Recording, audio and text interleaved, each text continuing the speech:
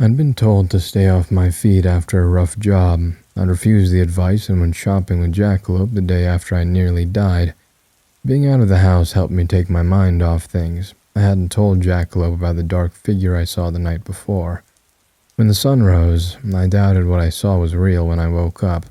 I didn't want to worry my roommate until I knew for certain something supernatural was going on, or I might just be losing it.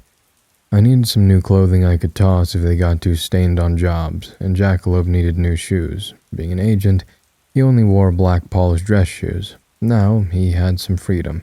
He got some pairs of white slip-on shoes. At first I started to suggest some sneakers that may be easy on his feet if he was going to be moving all day at work. I soon noticed my mistake. With only one hand, doing up the laces may be hard for him. I offered to help with small tasks he found difficult, but didn't want to fully take away his independence. So far, the only thing Jackalope felt comfortable with me helping with was tying his hair back in the morning. We fell into a routine of me doing his hair after we both brushed our teeth. I wondered why he didn't cut it short after he lost his arm. It would have been easier for him to keep his hair tidy, but he may not like how he looked with it cut. Then again, I didn't think he placed much care into his appearance. The shoulder length of his hair was a mystery I didn't ask about. It wasn't overly important, and he did like his new coworkers complimenting on what hair tie we picked out for the day. Since I went shopping, I stressed out my ankle. I wasn't aware it had been broken due to whatever magic bandages keeping the pain away. I got scolded in order to stay home for an entire week. At that time, we adopted another rabbit, this one 2 years old and named Houdini. There was a chance that the two wouldn't get along. Those worries were quickly gone after they started to sleep next to each other after 2 days. I was extremely bored at home. Since keeping night lights on in every room, I hadn't seen anything odd at night. Jackalope was gone for most of the day. When he got home, he made dinner and enough for lunch the next day. He didn't want me walking around the kitchen trying to make something or spending too much on takeout. At this rate, I was actually going to be at a healthy weight for my height. My house arrest finally ended. I went to the same corporation-run hospital that treated my injuries to be given the all-clear to work. I'd also been constantly bothering them for updates on Six's condition. He'd gotten so hurt on the last scene we worked on, and no one was telling me much. They said he was recovering well, but refused to let me see him. I didn't know if that meant he wasn't ready for visitors, or didn't want to upset me by seeing him still bedridden. I went home feeling bitter and overly angry over the entire thing. I desperately wanted to talk to him, even for a few minutes, but I didn't know if that was what I wanted or something Six needed. I walked into the living room, and my bad mood faded. I stared at Jackalope holding both rabbits in 2 hands, a broad smile on his face. I swiftly walked over to him to see if I was just seeing things or if he really had another arm out of the blue. He carefully put down the bunnies and let me take his new hand in mine to look it over. "It's a fake one. I didn't want to tell you about getting it because there was a chance it wouldn't stick. There's still a possibility of my body rejecting it, but I feel fine," he told me, clearly excited but holding back just how happy he felt. Delivering mail seemed to come with really good benefits. The new arm was covered by his job. I didn't know how it was fake because it felt very real. The arm bled if you cut it, and Jackalope refused to say what it was made of, claiming I did not want to know. I dropped the question, not wanting to overwhelm him. For once, things seemed to be going well for us. The next morning, I started to do his hair on reflex. He didn't stop me. It made me wonder if the reason why he didn't cut his hair was that he enjoyed someone doing it for him. At least one routine didn't change with his new arm. An email for a job request came in, and I was a bit nervous about going to work, mostly because I knew I risked death every time I went into the field, but also because that meant I wouldn't be able to force Jackalope to stay home. The new arm came with risks. If his body rejected it, he could die unless he got treatment right away.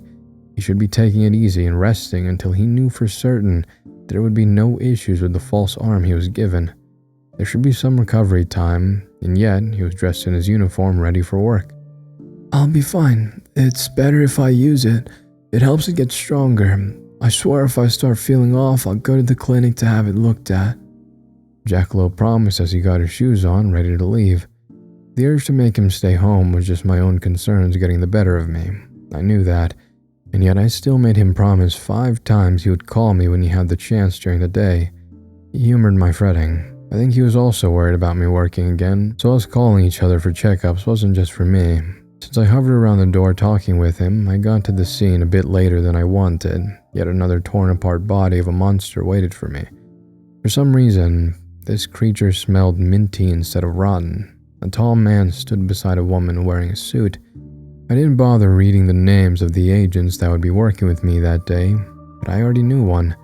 His head turned in my direction, sunglasses hiding his eyes. When he saw me, he started to walk in my direction. The woman shouted him to stop. "Hey Nessie, how are?" I started to ask. Strong arms wrapped around me, pinning my own painfully to my side. I was easily lifted off the ground, getting crushed. At first, I thought he wanted to kill me, but then I clued in Nessie was just giving me a very deadly hug. It took some effort from his partner, but he set me down. I got dizzy from the lack of air and needed a few seconds to recover. "Nessie is a bit soft for humans," his partner admitted with a sigh. His hands raised up, wanting another hug. I gave his arm a pat, still wheezing. It was nice to know he wasn't angry at me for what happened to Jackalope. "You're the one dating his previous partner, right?" she asked. "What?" I coughed out, feeling dizzy again for a different reason. It took a few minutes to correct her mistake.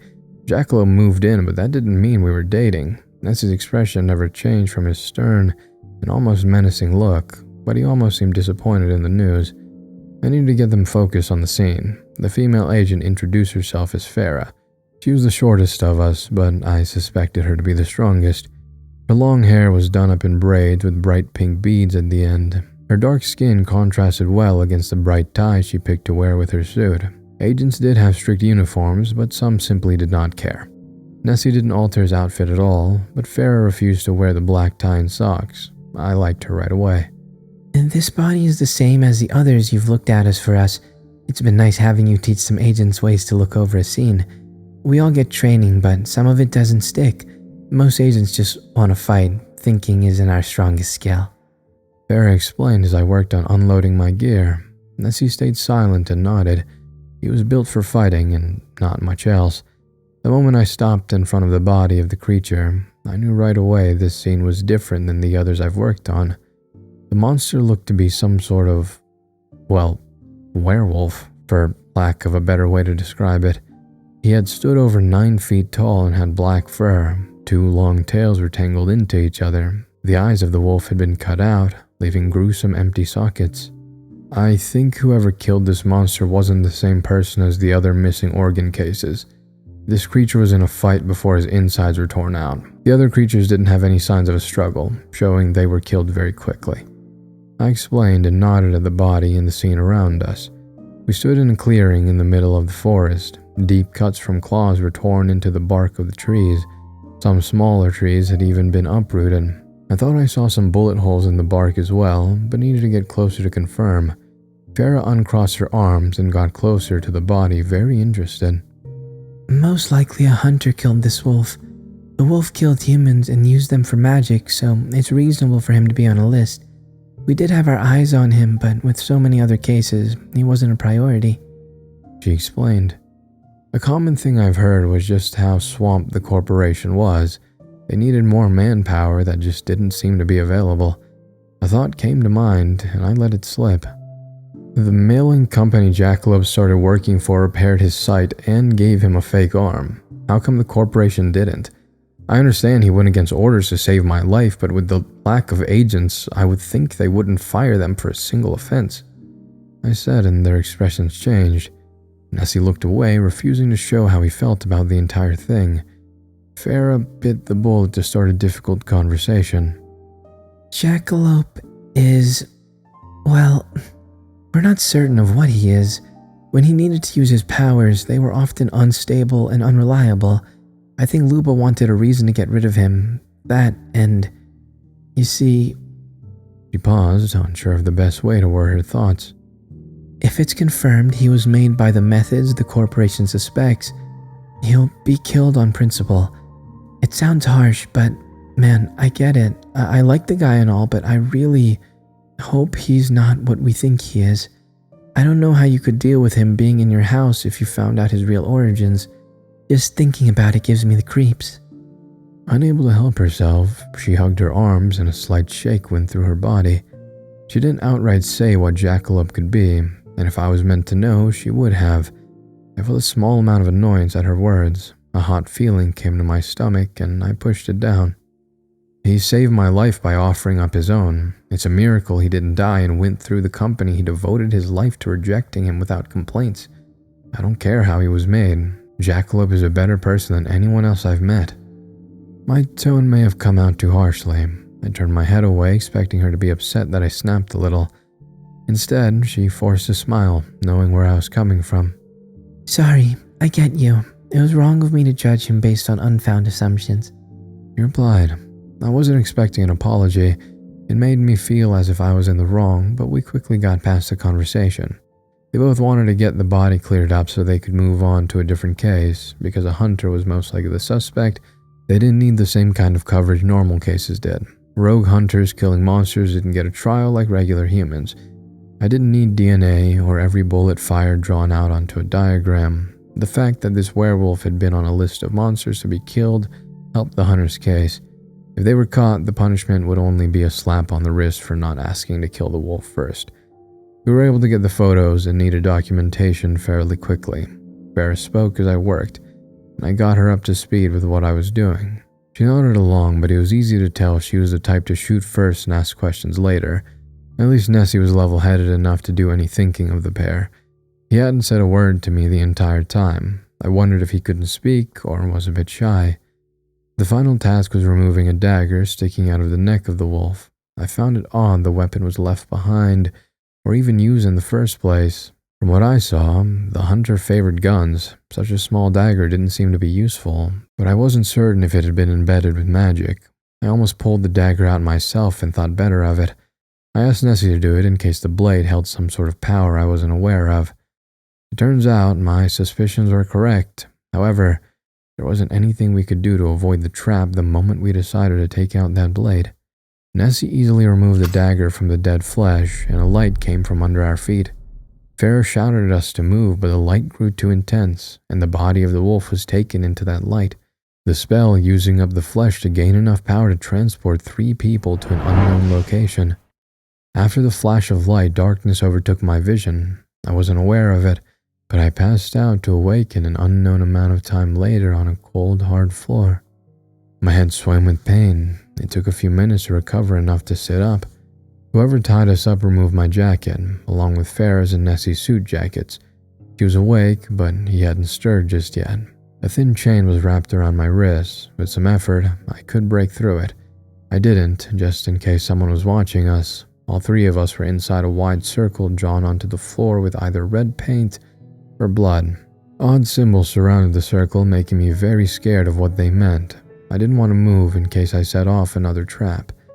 The room was dark. Only a single light hung overhead. A few cluttered desks stood around us, covered in weapons and caked with countless bloodstains.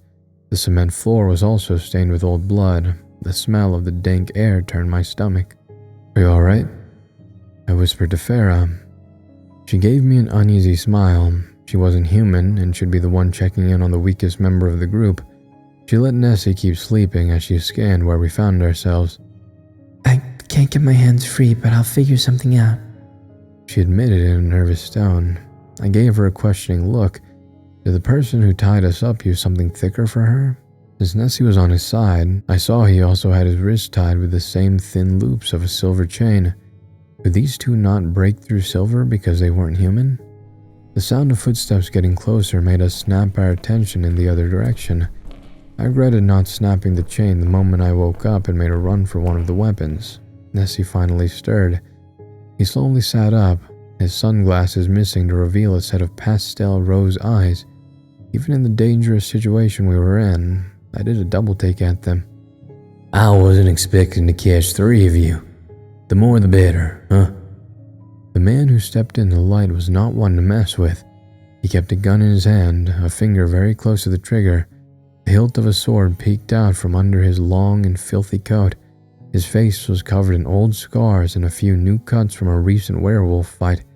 His dark eyes stared down at us and his voice held no emotion. The man looked to be a walking corpse.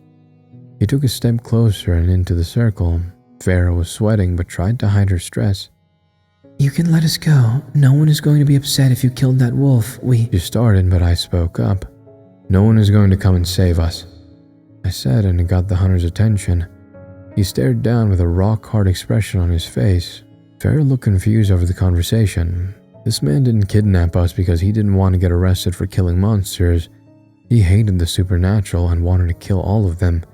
He knew his limitations. Instead of killing as many monsters as he could, he decided to take down the most powerful one he could get a hold of. His plans was to kidnap some agents, hoping their boss would swoop in. This guy had no idea Lupa would gladly let us die instead of risking his safety. Now, how can you be so sure of that? The hunter asked with a dangerous glint in his eyes. You made some sort of powerful weapon, didn't you? A human has no hope of winning against an office director or a stronger agent. You would not try to pull this off unless you had an ace up your sleeve. I responded, feeling the air grow tense. The hunter did not like my guess. He raised his gun and fired it toward my face. Farah blocked the bullet, her body between us and her braided hair knocking away 2 more bullets that came. She suddenly was painfully forced down to the ground, her face twisted in anger and pain. A set of sharp teeth showed through her snarling mouth, wanting to rip the man's face off. This spell suppresses supernatural creatures, especially if they have a murderous intent. You won't be able to move while you want to kill me. The man said, not sounding very impressed. He turned his attention toward Nessie, who remained calm the entire interaction. My stomach turned as he got closer to my agent friend and Nessie started to back up. He was stopped at the edge of the circle, unable to go any further. You're right, I did create a weapon. Swords like these are easy to make, but most choose not to use them. I can kill any creature within reason at the cost of my own life. Your boss should be easy enough to take down. The hunter said and gave me a quick look from over his shoulder. Why do this? I know you hate monsters, but the corporation fights against them. They may not be human, but they're on your side, I argued. Do you really believe that? The corporation was made by the Silver King to keep the balance. But what even is that balance? From what I've seen, things are very fucking unfair. There is no balance. That king favors creatures and wants to keep the biggest population of them possible by letting them feed on humans. Monsters only get punished if they eat too many resources. I started to feel sick at his words. I didn't have any proof that what he was saying was wrong. It was all a possibility, and I hated how true the theory sounded. Regardless, I needed to get both Farah and Nessie out of there. They were both good people who didn't deserve to be used as bait, or worse. The hunter still had a gun in his hand. I worked at breaking the chain, keeping my arms behind my back without being obvious. If he looked in my direction at the wrong time, I risked getting my face blown off. As carefully as possible, I shifted around, almost able to snap the chain. The hunter reached into his coat to bring out a small metal tube. He pressed his thumb against the bottom, causing a long needle to shoot out. The sharp point stopped half an inch away from Nessie's eye. I saw the agent start to sweat and breathe heavily, but he didn't dare move. A choking fear pulled in my heart. My eyes were looking for a weapon to grab before the hunter had a chance to fire his gun. I heard you're a shy one. You'll give me better reactions than the woman over there. I'll only use you for a few photos, and I'll be kind enough to end your life. The hunter spoke, words cold as ice. He lowered the metal tip and easily took off Nessie's top button. I found myself grinding my teeth trying to stay calm. If I didn't plan out my movements, we would all be dead. Another button came off and my face flushed with rage. The shirt was parted just enough to show a set of pastel emerald scales over Nessie's collarbone. My new friend met my eyes. His face faltered for a second. The needle tip went to open his shirt further and he turned his head away in shame, lips pressed in a tight line. I could not stay calm. Without a second thought, I snapped the silver chain to charge at the hunter. I caught him off guard. His frame was larger than mine, so I didn't do much when I rammed into his back. He dropped his gun but brought the metal needle around to painfully bring it down into my shoulder. I screamed out and put everything I had into pushing him out of the circle and away from the two agents. He tripped, causing us to pile into each other. This man trained his body against fighting monsters for years, but he wasn't expecting someone to fight dirty. I didn't have the same strength, so resorted to biting, wild punches, and hair pulling. He was more annoyed than hurt. I found my body getting tossed aside and rolling hard against the table.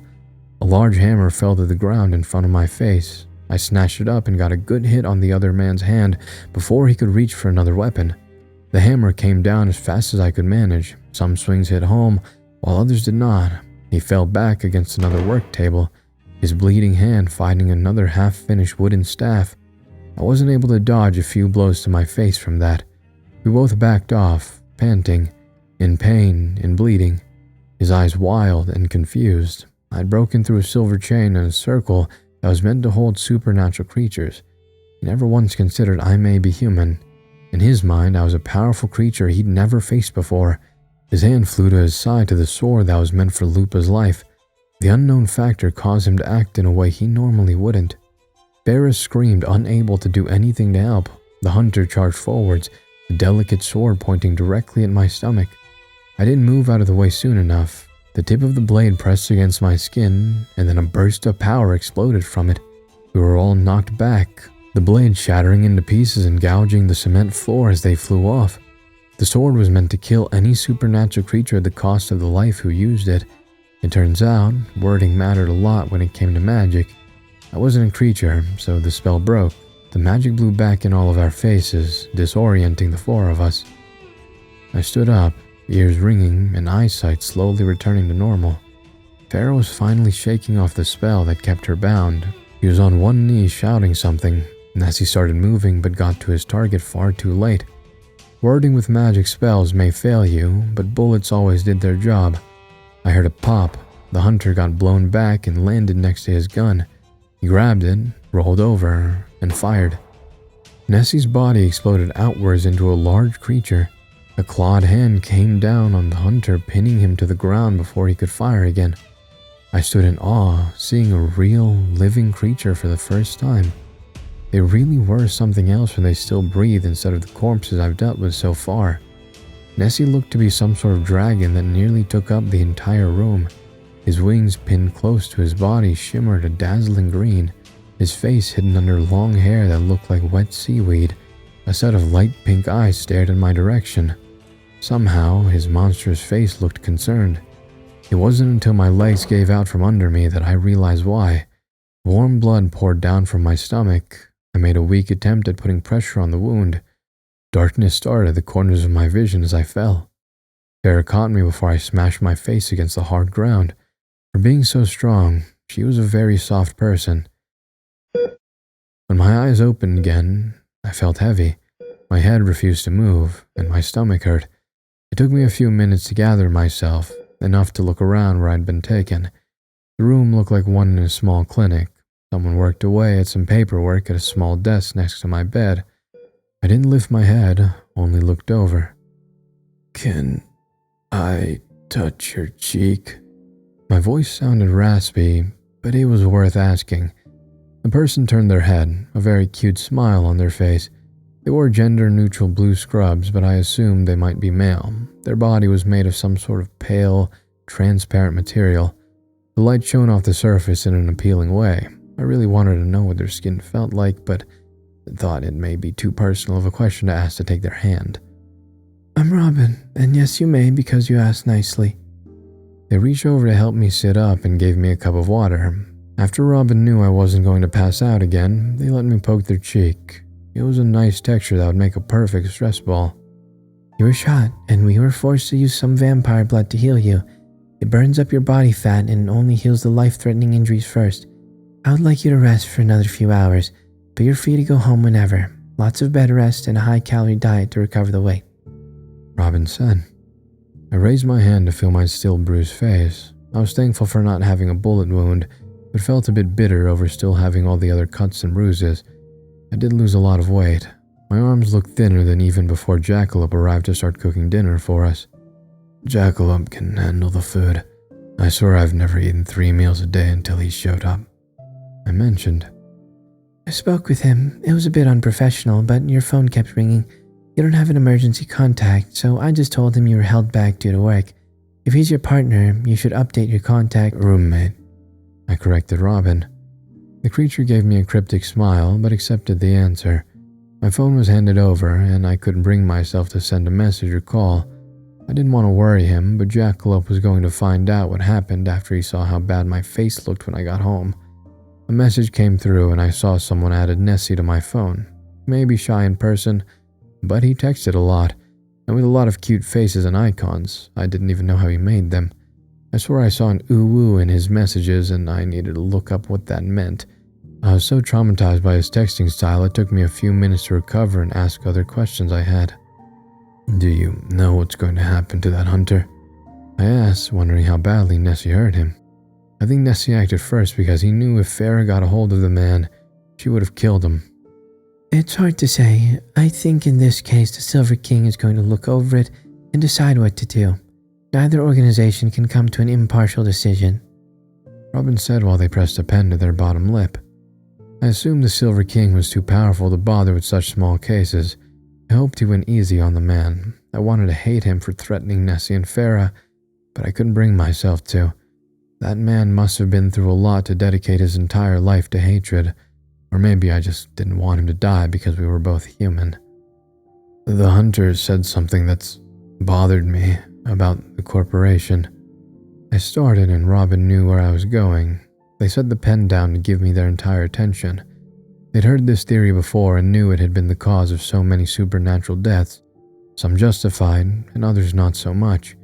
If a hunter came across Robin, they risked getting killed because of the conspiracy some hurt and confused humans cooked up. It's very hard to prove a negative. There is a balance only the Silver King can understand. After what those hunters have been through, it's easy for them to see the world as completely against them. Yes, all creatures have a limit on how many humans they can kill given to them by the Silver King. If they go over that limit, they are punished. The corporation was created by our king because no matter how powerful, he is just a single person. He cannot be in two places at once, so he delegated tasks. Then the corporation started to take matters into its own hands. Their goal is to ensure there are no more unneeded deaths of humans by supernatural means. Most agents work because it's seen as an honorable position acting out the king's will, but others do the job for a simple fact most people tend to overlook. I listened to Robin, and he didn't even need to tell me the rest. I already knew what he was going to say after meeting with so many agents. Six talked to me and told me information when he didn't need to. Nessie sent messages worried about my well-being, and Farah wanted to kill a man because he threatened my life. There were some creatures out there that didn't respect human life, like Lupa, who only cared about the respect his job would bring, or the god who killed for no other reason than he could. Those kind of creatures were the reason why the hunters existed. Most agents save humans because they want you to live. Robin finished. Her round face squished into a grin. There wasn't any proof that these creatures weren't using us for livestock, but I trusted that smile. Even if my entire race was simply allowed to live to feed another species, I was fine with that. It meant people I cared about kept living. I knew that was a selfish way to see things, and at that moment, I didn't care. This is a bit off topic, but has Jackalope received a new arm recently? Robin brought up. The mention of the new arm got me worried. There is a chance of the arm getting rejected, and I fear Jackalope may be at a higher risk for such a thing for a reason I wasn't aware of. Is it going to fall off? I asked, worry clear in my voice. I hope not, but please keep an eye on him. Come to the clinic if you have any worries or if any kind of new symptoms appear. We would rather see you two 100 times for nothing than you need us and not show up one time. Both of you need plenty of rest, good food, and light exercise. You're only roommates, right? I'll need to think of suggestions to keep you active while recovering. Robin said and turned away back to his forms. I wasn't able to ask him to elaborate on what he wanted to suggest exercise-wise because Farah came barging in. She gave me a crushing hug and apologized for the fact I got shot. I'd almost forgotten about all of that. We got her settled down, and I was glad she came by. I had some questions for her. I saw something in my place the other night. I'm worried it was the same god that took Jackalope's arm. Is there a way to confirm that or get rid of him if it is a god bothering us? I asked her, thinking that she might know more about supernatural solutions than myself. She frowned and crossed her arms. Robin also sat thinking, fiddling with a pen. Well, Gods don't live on this level of existence. They can interact through emotions, prayers, and thoughts. I think Jackalope told you to keep talking about those deaths, right? That gave the god more power to act. I know this sounds lame, but just don't think about it. Get a hobby, focus on something else. You have a really cute ex-agent in your house. I'm surprised you two haven't been too busy with each other to even worry about this. She said in a casual tone. Well, what does that mean? We're just roommates. I corrected her. My ears felt so hot it made the rest of my body cold. Is this how everyone at the corporation saw our living arrangement? Yes, roommates. Robin chipped in, hoping that helped. I'm just messing with you. Farah said like a liar. I wanted to call her out, but felt too tired to care. She agreed to help me get home. I really didn't know where this clinic was located. For all I knew, I ended up in a different country. With some magic, Farah dropped us off in front of my house. She gave me her number to ask her any questions that may come to mind. I was barely inside the front door when Jackalope reached me with 2 rabbits at his heels. Houdini warmed up to Pesto so well, I'm glad we got the cute little black rabbit. I bent down to pick them up so their soft fur could relax my fried nerves. The smell coming from the kitchen caused me to freeze, and I didn't even hear what Jackalope said for a few seconds. Are you cooking menudo? I asked him, handing over a rabbit. I found a recipe book while cleaning the kitchen. I wanted to try and make something different. He admitted, a bit confused over my shock. That must have been my mother's. I told him and took a few steps inside the house. I hadn't smelled that meal in years, not since she passed away. When she got sick, she needed to stop cooking. I always regretted the fact I burned everything I made so she couldn't have the meals she enjoyed near the end. Jackalope noticed my expression and carefully put Pesto down. The rabbit hopped away, ready to create chaos. Houdini kept him in line after we paired them up, but alone, he was a nightmare. Should I have not cooked? Jackalope started, but I shook my head. No, it's nice. I think I would like it if you cooked anything my mother wrote down. But you need to let me start helping out around the house. It's pretty bad I'm letting you do everything.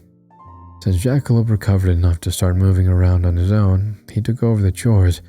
I'd taken care of myself for years, and now I didn't know how I functioned without him. I'd been taking advantage of my new roommate. I like cooking and doing chores. When I worked as an agent, I moved around a lot, mostly living out of hotels or small rooms just for resting in the office. A normal life is something I never dreamed of having. It's nice. I didn't consider any of that. He never had a stable life until he moved in. I considered doing laundry a chore, but he saw it as a privilege. It only cost him an arm and a torn face. I didn't want to bring up those facts. For once, I was hungry after work. I could eat seconds, and Jackalope made enough food to feed 10 people. A paper towel with a pile of half-chewed sucker sticks sat on the counter. Jackalope noticed them and quickly cleaned up his mess. That pile was the only sign of how much he fretted after calling and not getting an answer. He only chewed his chupa chups when he was anxious. You lost a lot of weight. Did they need to use vampire blood on you? With humans, it burns fat and muscles. You must have broken something for them to give it to you. Jackalope said as he dished out a large portion of food for the both of us.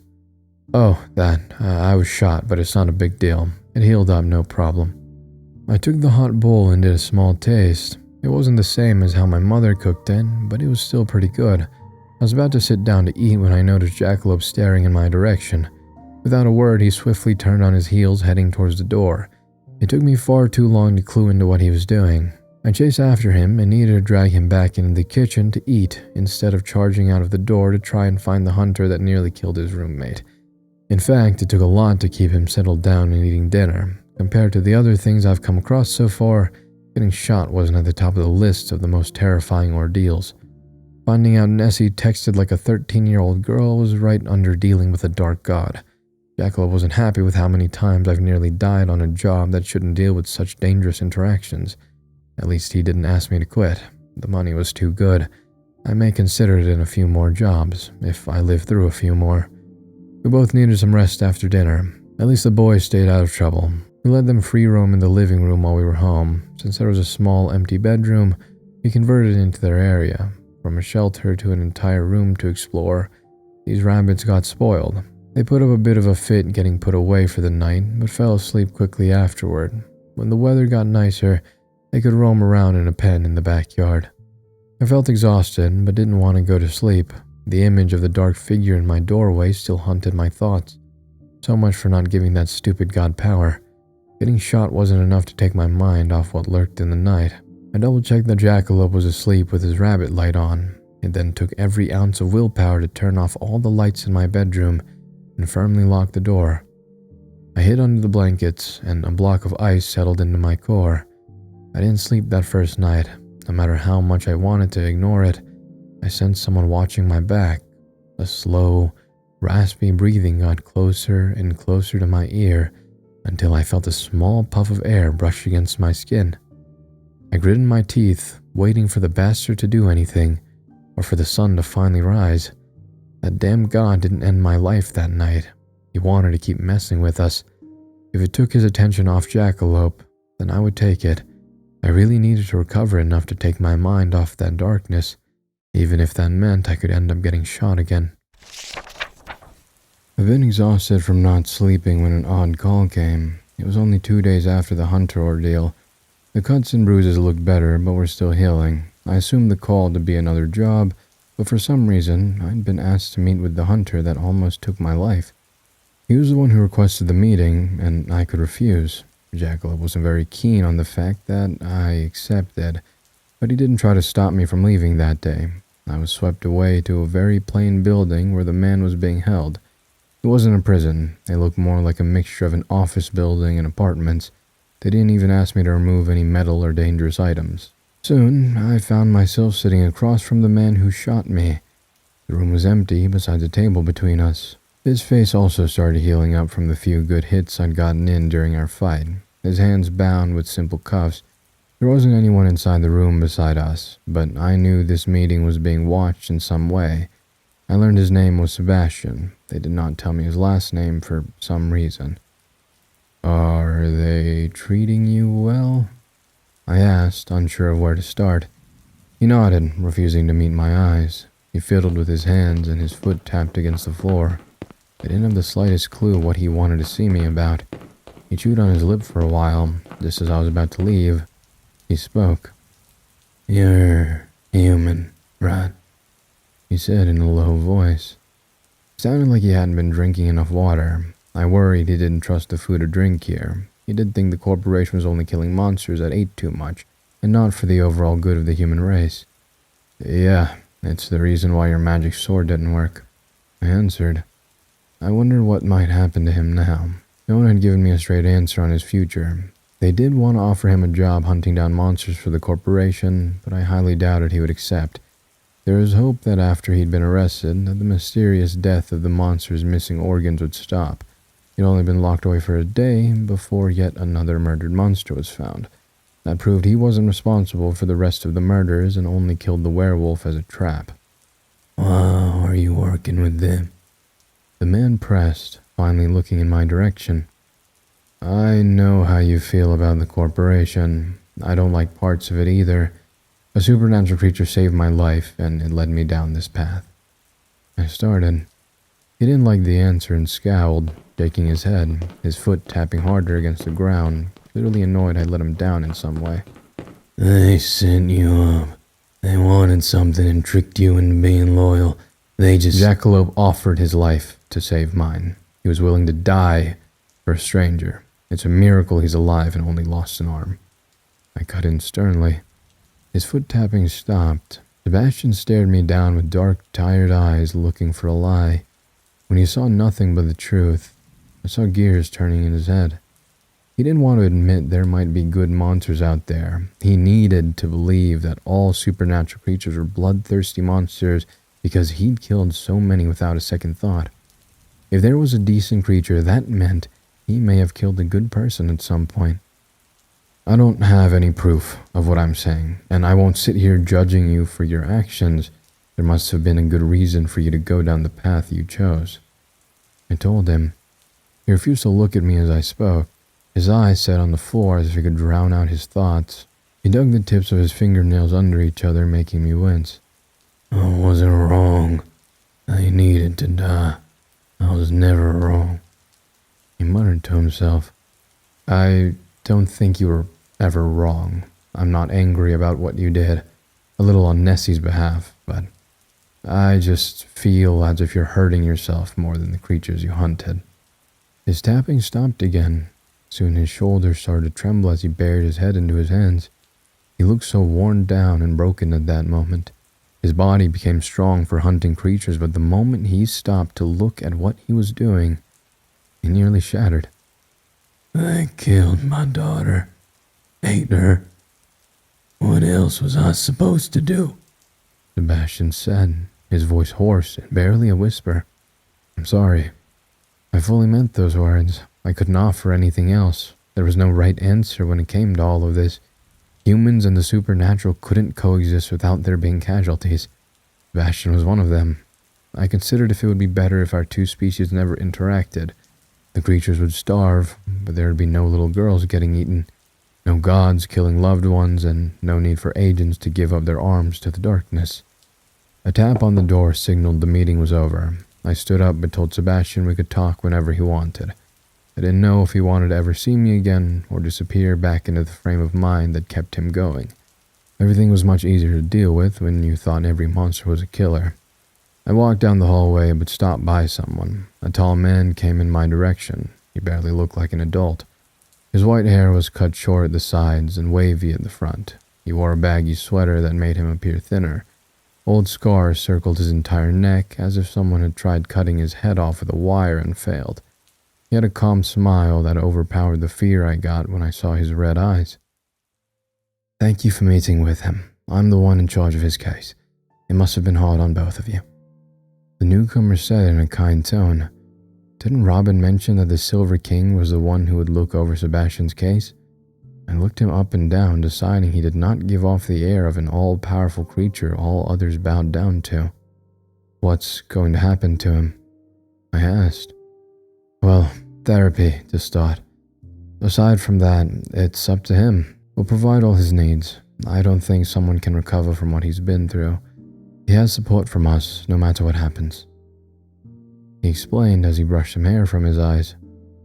"He was a hunter. He killed monsters, and there's no way to prove all the ones he killed deserved it. The ones he did wrong are just going to take care of him as if that never happened?" I asked, really hoping that would be the case. The man paused to think. He had his hands behind his back, and he rocked on his heels for a few seconds. "A monster killed his family. He killed monsters. If we killed him, that would feed into an endless cycle. Some say it would balance things out, but I hate balanced things. Being balanced isn't always the right answer. We'll take care of him.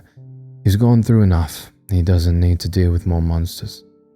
I wanted to respond, but he heard his name being called from down the hallway. He was a very busy person. He thanked me again for coming by that day and hurried off to do whatever he needed to. The meeting was depressing, but at least he gave me a break from Jackalope, forcing food on me to gain some weight. By the time my injuries finally healed, I was ready to get back to work. The lights stayed on at night, but I still didn't sleep much. There hadn't been any sightings of whatever haunted the dark, but I still didn't want to risk turning off the lights just yet. I wondered if Jackalope was sleeping all right. He acted a bit slower than normal, but just said he'd been doing a lot of running at work. A job request came in, and of course Jackalope said I wasn't ready to go back. I brushed off his worries. If I stayed inside the house for too long, I may go insane. I quickly found out I didn't really like any movies or shows on my handful of streaming services. Reading put me to sleep, and Jackalope beat me to cleaning most of the house. The only choice was to accept the first job that came my way. I ended up in a town so small, a single police department of 3 oversaw the entire population. The job was simple. A woman was found dead, and they needed someone to record the scene. They also requested I train 2 of the officers up on some new databases, along with reviewing how to deal with murder scenes. They didn't have them often and needed a refresher. I would not be working with an agent, which made me nervous, but I was given my CSI jacket that had some mild magic protection. My jacket also helped with the insanely low temperatures, cold weather, and I did not mix well. I huddled under my jacket shivering. The corporation provided a rented car and dumped me into a snow-covered town, trusting I found my way around.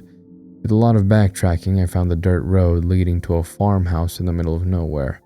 An officer met me outside. He waited for a long time and was a bit annoyed by how long I took. He was ridiculously tall, his skin dark and hair black. He didn't smile, but held out a hand for me to shake when I arrived. I'm Yates. You're the Fed, right? He asked after we shook hands, his voice low and raspy as if he had a cold. My cover story was that I worked at the FBI to recover evidence because the murder was suspected to be part of an ongoing investigation. I flashed the fake badge I'd been given to sell that story a bit better. Yates did not like the fact that someone swooped in to take over a murder scene in his town. He showed a coldness that matched the weather. I'm here to help. I'll gather what I need. I wished I was notified before the body had been collected. I admitted, looking over his shoulder toward the house. The body had been found outside, torn apart and half-eaten. The blood remained for me to document along with anything else I may find. The front door was open when the body had been found, but had since been closed to stop snow from entering the house. Yates gave me the basic rundown of what happened before I arrived. Another officer named Maggie had been the one to find the poor dead girl. They had been friends, so Yates took over meeting me and guarding the scene. Maggie and Yates were the ones who needed the lesson when we got back to the department. He warned me she was very stressed out after what she saw and might not be the best student. I asked him about tire tracks, who walked over the scene, and what kind of wildlife may be in the area. He provided a photo of the bite marks on the body. I wasn't aware of any animal that may have eaten half a body in such a way. As I got started on the scene, I didn't see any tracks in the knee-deep snow of an animal coming from the woods. So far, there had only been some tire tracks and a path made by an unknown number of people through the snow and toward the front of the house. The lack of tracks from the woods made me think that something not natural was the cause of the death. Yates did a good job documenting the scene before I arrived. I wanted to get out of the cold wind and snow as soon as possible. My hand shook, making it hard to write down notes and keep my camera steady. A gust of wind made me flinch and turn my head away. When I opened my eyes, I stared off and in the nearby forest. I could have sworn I saw a set of eyes staring back. A hot puff of air hit the back of my neck. I knew right away it wasn't the wind. Agent, leave. The two words were nothing but a hoarse whisper. I turned as fast as possible to see nothing. Yates stood near his patrol car, still not noticing anything. I wasn't sure if I imagined the voice, but the fear felt real. I took the words as a threat. I could listen to the warning, or I could finish up my job. Within the hour, we were driving back to the department, ready to start the training so I could leave.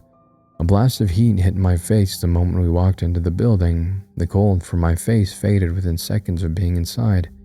If I didn't take off my jacket, I would have died from a heat stroke. Sorry, the heater's broken. I take it you're the guy helping us on Laura's case? The only female officer met us by the door. She helped with my jacket on reflex to hang it up by the door. The building only had a main room, an office, and jail cells in the back. The computers looked to be at least 15 years old. At least they still worked. I introduced myself to Maggie, who tried her best to appear upbeat. Her mood was forced, which was understandable. She was pretty in a plain way, a round face with messy blonde hair tied back. If she smiled, she would look like the perfect girl next door. A man came out of the only enclosed office. He also wore a uniform that he kept buttoned up, as if he was affected by the heat of the building. So, you're the Fed. I didn't know they came in your color, he said in a deep voice. I bristled at the comment, but kept calm. The man was a sheriff of the small town. He looked like any backwoods cop should. Overweight, too old for the job, and a mysterious food stain on his shirt. I glanced over at Yates, who gave the man an open glare.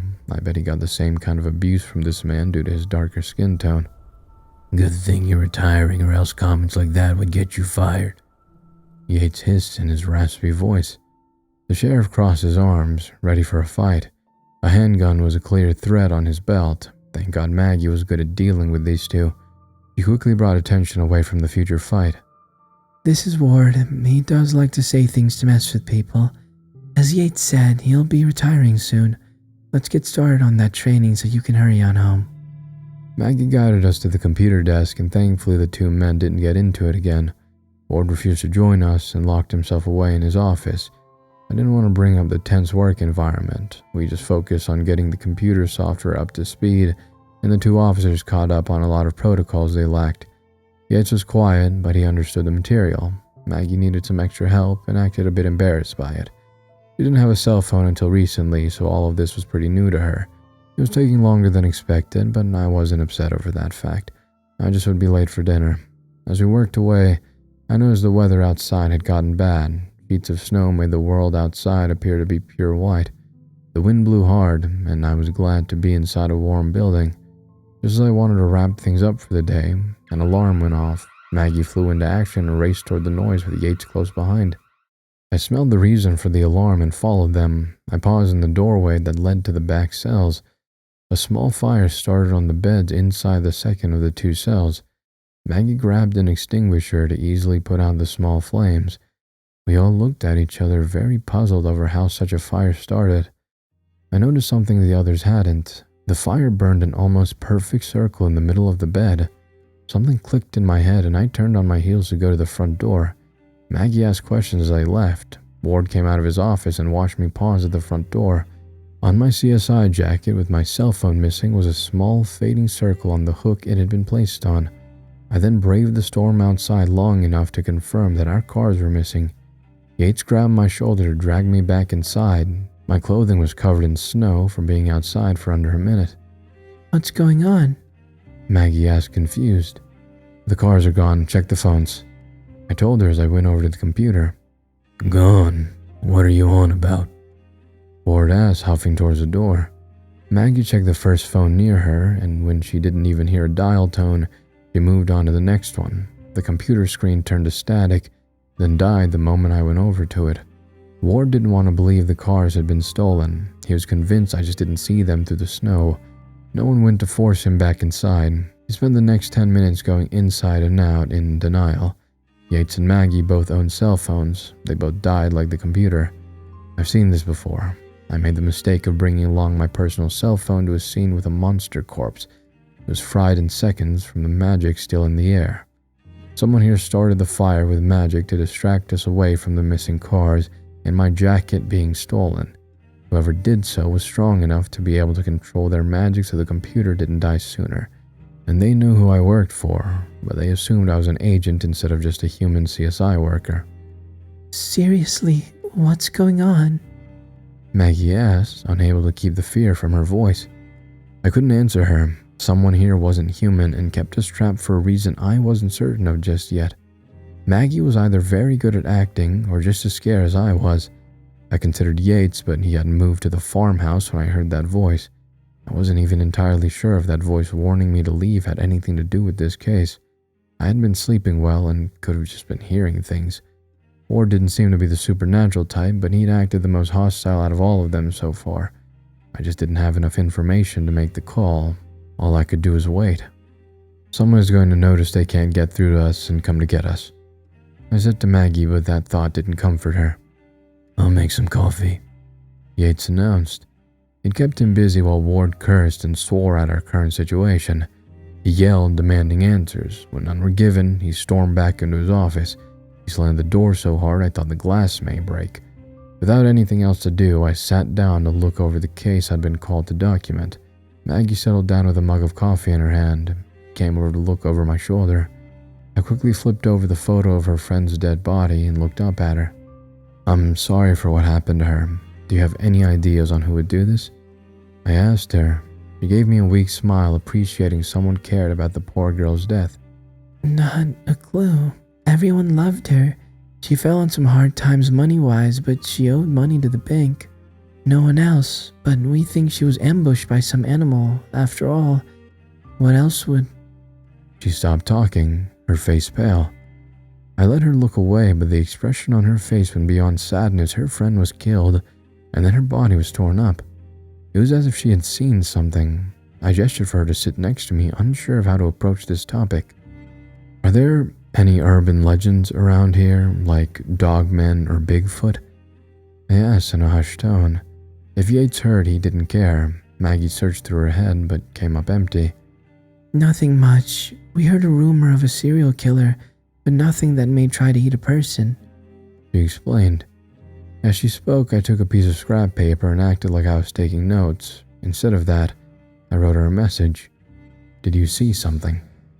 She quickly read over my question, face paler than ever. As she kept talking, she wrote down her response in a way no one else in her office would see. Monster, It wore a uniform jacket. She handed back the paper and did another check to make sure we weren't caught passing notes. No wonder she acted so stressed out. When she discovered the body, she saw something eating her friend, a creature that wore the same uniform as herself. I don't know what happened or how she got away. Maggie acted relaxed and calm around Yates, so she must have a reason to not suspect him. But now we were all stuck with a possible creature just waiting to do what? What did that monster want? I did consider Maggie might have been lying. If she was a creature, she could be trying to pin her crimes on her co-workers. She knew I wasn't a normal CSI worker. If she was human, she would see me as her only source of help. If she wasn't human, she warned me to focus my attention on the other two. This all gave me a bit of a headache trying to think through it. I let her stand up to get more coffee. The note was hidden in my pocket. As the hours passed, the world outside turned darker, but not completely black due to the snow. I kept trying the phones, hoping I could reach someone. Shouldn't your agency be looking for you? Yates offered as I was trying the phone again. No, I'm not that high of a priority. I want to call my roommate though. He must be getting worried. I answered back, knowing no one from the corporation would be looking for someone like me. Roommate? Yates asked as if that meant something. Just a roommate. I said back, a bit annoyed people kept asking that. At least he dropped it. Maggie found a couch to try and sleep on. Wards kept going in and out of his office, complaining that we hadn't been found yet. We all knew not to try and talk him down. He would only get more upset if we made any attempts to explain why his snowplow hadn't come by yet. This is insulting. I'm the sheriff and my family were the first to be in this crappy town. We built the damn thing, and this is how we were paid. Someone should have been here hours ago, and who could even steal our cars to start with? He ranted while pacing with red cheeks. It's not as if you have too many friends, Yates said, not caring that he would start another rant. When you're a good sheriff, you make enemies. I get this is all some sort of prank bullshit some kids are playing for their goddamn cell phone videos. If I find out you're behind this. More of the same came out of his mouth for a full hour. Yates only added some fuel to the fire, but never enough to make the older man snap. I wondered what he was up to until Ward finally went back to his office exhausted to sleep on a couch. I figured Ward was the type of man that slept at the office fairly often. Yates wanted to turn in himself. He found a chair big enough to take a nap in, but that left me without a place to rest. Maggie already passed out on the couch, and I refused to move her. Yates offered to let me sleep in one of the cells if I held onto the key. I agreed, knowing trying to figure all of this out while tired would be useless. Besides the smell, the cells weren't the worst place to sleep. Questions turned in my head. I couldn't figure any of this out just yet. I did try to get some rest, but my mind refused to stop working. I glanced over toward the doorway to see Yates with his back towards the cells in a chair. He passed out as if that was an easy thing to do. I stayed on the stiff cell bed with my eyes closed to trick my brain into sleeping. Time passed with my eyes closed, and yet I didn't fall asleep. After a while, I sensed eyes looking at me and knew better than to stay still. I rolled off the bed into the other side of the room within a second. My heart was working overtime as I looked up at the creature that suddenly appeared over my bed. He stood on the ceiling as if it was a floor, the clawed feet stuck fast to the old roofing. The creature was wrapped in rags, making it hard to see the body type. Large bat-like wings were pinned tight against the creature's body. The skin was a deep, cracked brown. A set of red glowing eyes landed on me, and the monster smiled so wide it could have bitten off my entire head if it wanted. What a quick little agent you are. You may calm down. I am not after your life. This is just a warning visit. I am telling you to stay out of this case. We do not require outsiders like yourself to deal with matters that are none of your concern. The creature spoke in a low and weak voice. I tried placing it, but it didn't sound like the three I'd met so far. I glanced over to see Yates hadn't moved. I doubted this thing was Maggie, so that left Ward. But I wasn't sold on this monster being that man either. You were the one who ate part of Laura, didn't you? I pressed my back against the cold stone wall. The monster's smile somehow grew even wider, as if it felt proud of that fact. But you didn't kill her, I said with sweat starting to drip down the side of my face. The creature gave me a curious look, wondering why I would ever suggest such a thing. It forced a menacing expression back into its grim face. Oh, how strange of you to notice. You must have discovered the bullet holes in the porch. Here I've heard agents simply shoot first and ask questions later. I didn't think you were actually documenting the scene.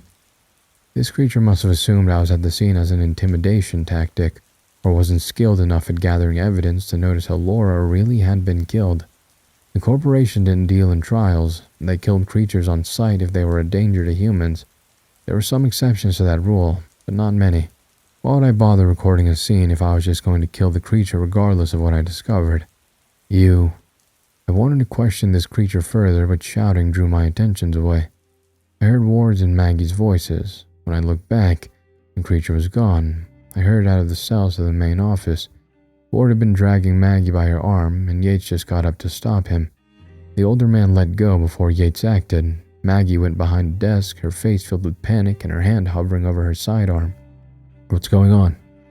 I demanded, trying not to sound too harsh to upset Maggie further. I woke up and she was... Ward started, but Maggie butted in. I was watching the cameras on Ward's computer. I heard voices and wanted to see who you were talking with, and I saw it. Only a brief flash, but it was the same thing that was eating Laura. She choked out.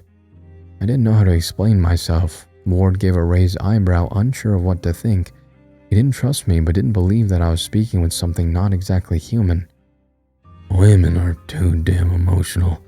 You saw your friend getting eaten by some sort of animal and snapped. This is why girls should never do a man's job. Ward grumbled, arms crossed. Years of frustration over working with such a man finally came to a breaking point. Maggie pulled out her handgun and aimed it at her boss. I took a few steps closer, but Yates cut me off. It wasn't wise getting near Maggie while she thought I wasn't on her side. Shut your damn mouth. I've done everything around here while you sat on your fat ass and harassed every single girl in sight.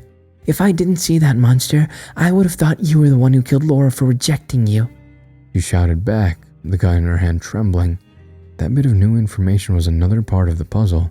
At that time, I thought I knew what happened and why we all found ourselves trapped inside the building. My stomach twisted with dread.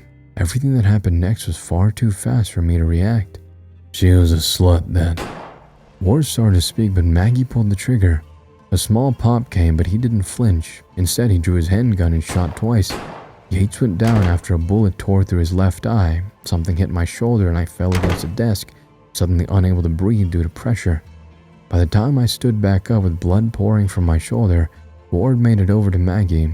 She kicked and fought, but he outweighed her by at least 100 pounds. He pinned her arm behind her back with his gun in his other hand. Like hell, I would let you have real bullets in your gun. He hissed at her. I bet Yates also had a handgun filled with blanks. I confirmed it by grabbing his weapon from his holster and firing it off to the side. Pain tore through my body, but I refused to let it overtake me. I needed to figure out a way to help Maggie. Ward pressed his gun to the side of her head, causing me to freeze. I felt as if I moved an inch, he would kill her. What a useless fed you are. I'll have to work on making it look like you all killed each other. But first, I'm going to do what I wanted to do to that dead bitch with my coworker here. I've heard rumors they were sleeping with each other.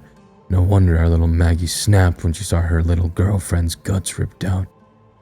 I forced down bile at this man's words. I spotted a heavy glass paperweight and considered using it to smash his skull in. Maggie shook her head, scared to death and near tears. I didn't think she and Laura had been an item. She would have been more distraught if that was the case, but they may have been the only two women in the small town that loved the same gender. Such a secret, a heavy burden for a place like this. You killed a girl because you felt entitled to her body, you piece of shit? I spoke and did not hold back any of my hatred or anger. The gun was pointed in my direction. I refused to move to react to the threat. I just needed him to admit to his crime. I am fucking entitled. She owed me her body and her life after everything I've done for this. Again, his words were cut off. A mist burst out of Yates' body, the gas swirling for a second, then heading towards its target. Ward screamed and fired with no effect. He let go of Maggie just as the mist fell on him. She bolted, tripping over her own feet. We both watched in horror as the dark mist was absorbed into Ward's body without him being able to do a thing about it. His skin darkened and cracked. A set of large bat wings tore from his back, spraying blood droplets over the office. Ward's screams turned raspy as his body kept shifting. His face grew younger and his skull shifted into a different person altogether. Instead of being overweight, his body shifted into a more built and broad-shouldered type. When the transformation was finally over, I stared at a version of the monster I'd spoken with inside the cell. Red, glowing eyes landed on the creature's old body. After the mist left Yates' body, it shriveled up as if it had been dead for a long time. Understandably, Maggie freaked out. She made a run for it outside and the storm finally ended. I chased after her and it took a lot of convincing to get her back into a warm building until I could call someone to come and help. The creature that had been Yates locked himself inside the cells. Maggie locked herself up in the other office. My jacket appeared back on the hook, so I quickly called for some help. I was told to sit tight and that someone would be by in a few minutes. My shoulder wasn't as bad as I thought. I felt a bit sick from the loss of blood, but I wanted to talk with the creature inside the cells. He stood in the middle of the small room, not reacting when I came inside. "You discovered Laura first, after Ward killed her?" I questioned, cradling my bad arm. He seemed like he didn't want to answer. Those red eyes were hard to read. "She was still alive, but I couldn't do anything to save her. I exposed my wings because for a second I thought I may be fast enough to fly her to a hospital. She knew she wasn't going to make it, so she offered me her flesh to give me enough strength to destroy the town that rejected her." He answered in a calm voice. I should have been worried, but he wasn't finished with his task. I was a bit scared, but had a feeling if he wanted to kill the entire town, he would have done so already. "Maggie interrupted you. I saw Yates sleeping while we talked, so I assume you can leave the body you're possessing. Somehow, you let Maggie see Yates soon enough after seeing the monster she didn't think you two were the same thing. But you must have had an idea what kind of person Ward was. Why didn't you stop him before he killed Laura?" I asked, the question bothering me. This creature had power. He used some magic to create a storm. Why not use it to save a girl? Did he not care, or was there a different reason? "I could not act based on feelings. I couldn't even take over his body until he admitted to his evil. Yes, I knew he wanted to harm others, but if I was excused from punishment for killing a human based on my assumptions that he may kill in the future, then that would cause creatures to abuse that loophole. I hate the fact I arrived too late." He replied. "Do you?" We all turned to see Maggie at the door. I didn't know how much she heard. Her face was stained with tears and stress. "You may not believe me, but yes, I only ate half of her body, and therefore could only finish half of her final request. I am a monster that takes over sinful flesh. However, I did find it enjoyable pretending to be human and spending time working here." I looked between them, unsure of their future. I wasn't certain if the corporation would arrest Yates, or whatever he was now, for what he did. They may just give him a slap on the wrist and let him carry on, but Maggie might not be able to move on from all of this. The corporation did give humans the option to remove their memories of supernatural encounters. It may be better for Maggie in the long run. Before the agents arrived, I gave her my number so she could talk if she wanted. Having someone on her side made her feel better, regardless of if she ever wanted to see me again. I once again was taken to the clinic to have my bullet wound looked at. Robin gave me a very disapproving look when I arrived. Since it passed through and didn't hit anything important, they didn't need to do much. A blood transfusion and some magic bandages fixed me up. Robin forced me to put my arm in a sling, and I was told not to use it for another day. With some more warnings, I finally could go home. At least they dropped me off at my front door. I felt exhausted and just wanted to sleep. I got back in the middle of the afternoon, so that meant I had some hours of daylight left to nap. When I opened the front door, something felt off. Only one of Jackalop's shoes was near the front door, as if he kicked it off in a hurry. He always kept them in their place. Pesto hopped around the corner to greet me, followed by a stressed-out Houdini. Rabbits are far smarter than people think. They heard the door open and came rushing over to get some help. I didn't take off my shoes. I ran into the living room. What I saw made me dizzy for a few seconds too long. My roommate had collapsed on the floor. The coffee table was knocked to the side, his hair down, covering his face. I rushed over to him, tossing off the sling I'd been told to wear to lift him to see the damage. His face pale as a ghost and barely breathing. I opened my mouth to say his name when his arm moved. The new arm came off his shoulder, sliding down his uniform sleeve. The flesh turned into a black sludge pooling into the floor. My sense of panic almost overtook me. I forced myself to call the clinic. I wisely saved the number. Robin answered and joked about me forgetting something when I left a few minutes ago. I barely could get the words out to have him send someone over right away to collect us. When he understood how bad the situation was, he had people in the door within the minute. 2 people took Jackalope as I followed. One person stayed behind long enough to put the rabbits away so they wouldn't go near the black substance now seeping into the living room carpet. I stayed at the clinic for the entire night. Robin kept saying Jackalope would be fine after treatment, and I needed some rest. I refused.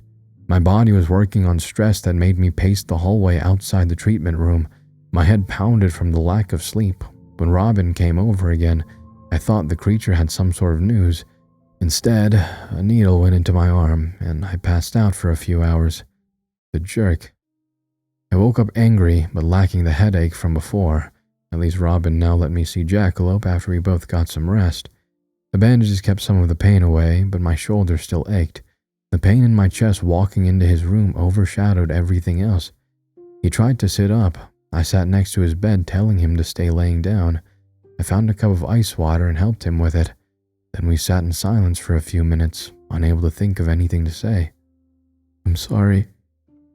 I broke finally, my voice a whisper. He should have let me die back then. I've had that thought countless times since he moved in.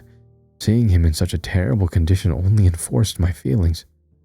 "I didn't give up my arm for you to be sorry about it," Jackalope replied, but his voice lacked any strength. Robin told me the agents just wanted humans to live. Jackalope wanted to give up his life for my own. He hated seeing me distraught over his choice. No matter how much I wanted to feel grateful for what he'd done, I couldn't shake the feeling he made a mistake. "I should be the one apologizing. I rushed things and asked for an arm too soon. They needed to create a custom one, but doubted they would be able to do so. I took the best option, stressed it out by using magic while at work, and ended up like this. I bet I traumatized the boys by passing out in front of them." He nearly died and he was worried about the rabbits. They were stressed out but would get over it. I wanted to point that out, but I decided against it. I worried just how long those 2 saw him on the ground unable to help. I should have gotten home sooner. They said they need the bed space. It's a miracle. You're good to go home anytime you feel ready. I need to change your bandages, but that's it. I told him, thinking back to what Robin said before I rushed into the room. Jackalope sank deeper under the blankets. He wasn't very happy about how I needed to take care of him for the next few days. The last thing he wanted to be was a burden, even though he'd given up so much for someone as useless as myself. "I could maybe call one of my old partners. Hang out there. You're busy with work. I can't make you," he started. "Jackie, don't act like a child. I can take some time off for you." The nickname slipped out. I didn't even realize I said it before the embarrassment settled in. I wanted to slam my head against the wall. A redness started to creep up my cheeks, making me almost just get up and leave the room. "All right." The word came very softly from under the blankets. Somehow the nickname got Jackalope happy enough to go along with something he normally would refuse. I need to not let myself abuse this new power in the future. I left his room to let him get a bit more rest. I also needed to take care of some paperwork for the both of us. As I sat in the lobby filling out forms, a person passed by I really didn't want to see, but I needed to talk to him about work. "Lupa, I'll be taking a few days off," I said, and the short man stopped walking to address me. "I've heard you were injured again. It seems as if your shoulder and your partner should be healed on the same day," Lupa said, sounding a bit annoyed I was yet again taking a few days off. "Roommate." I corrected him but went on. "How is 10,006 doing? I've been trying to get a hold of him, but no one is telling me anything." Lupa just needed to think about who I just asked about. He had so many agents under his care, he lost track for a moment. "Yes, that one. He recovered and went into the field after you 2 worked together. However, that job was also too much for him. There were some complications. That agent is gone." Lupa said as if he just read out the weather and not announced the death of an agent. If I wasn't sitting down, I would have collapsed. When I didn't answer, Lupa gave me one last look to carry on with whatever brought him to the clinic. I don't know how long I sat in shock over the news. Those words repeated in my head over and over again. We hadn't been close friends, but I didn't want to believe he was just gone. My mind spiraled into trying to understand what I just heard. Is everything all right? Jackalop's voice drew my attention to him. He still looked terrible, at least he could stand and move around. All the color gone from his face and his hair still a mess. They must have given him vampire blood to heal up because I didn't remember him looking so thin before. I looked him over, my stomach twisting in guilt that I'd done this to him. I thought about his question and how to answer it. Six was gone. Nothing should ever be alright after that. He'd lost an arm twice because of me, and I still hadn't found a way to get rid of that dark god before he finally lashed himself onto my roommate. Yeah, I'm just tired. I somewhat lied. I felt tired as hell. I didn't want to think about anything. The only thing I wanted was to sleep. We arrived back home, and the living room was cleaned up by someone who worked at the clinic. Since I couldn't cook, I ordered something to force Jackalope to eat. Within a few hours, he'd fallen asleep, tucked into bed with a few extra blankets. I considered getting him one of those weighted blankets because he seemed to like being under so many of them at once. I collapsed into bed, my arm killing me from overuse. I didn't tell Jackalope about the bullet wound. He would have refused to come back home if he knew I was still healing. I slept for a few hours. In the middle of the night, I woke up with a weight on my chest. My body was too worn down to move.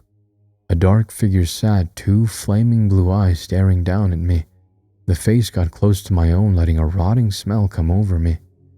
Six is dead because of you. If you saved him sooner, he would not have died on the second job. The voice hissed in a twisted version of my roommate's.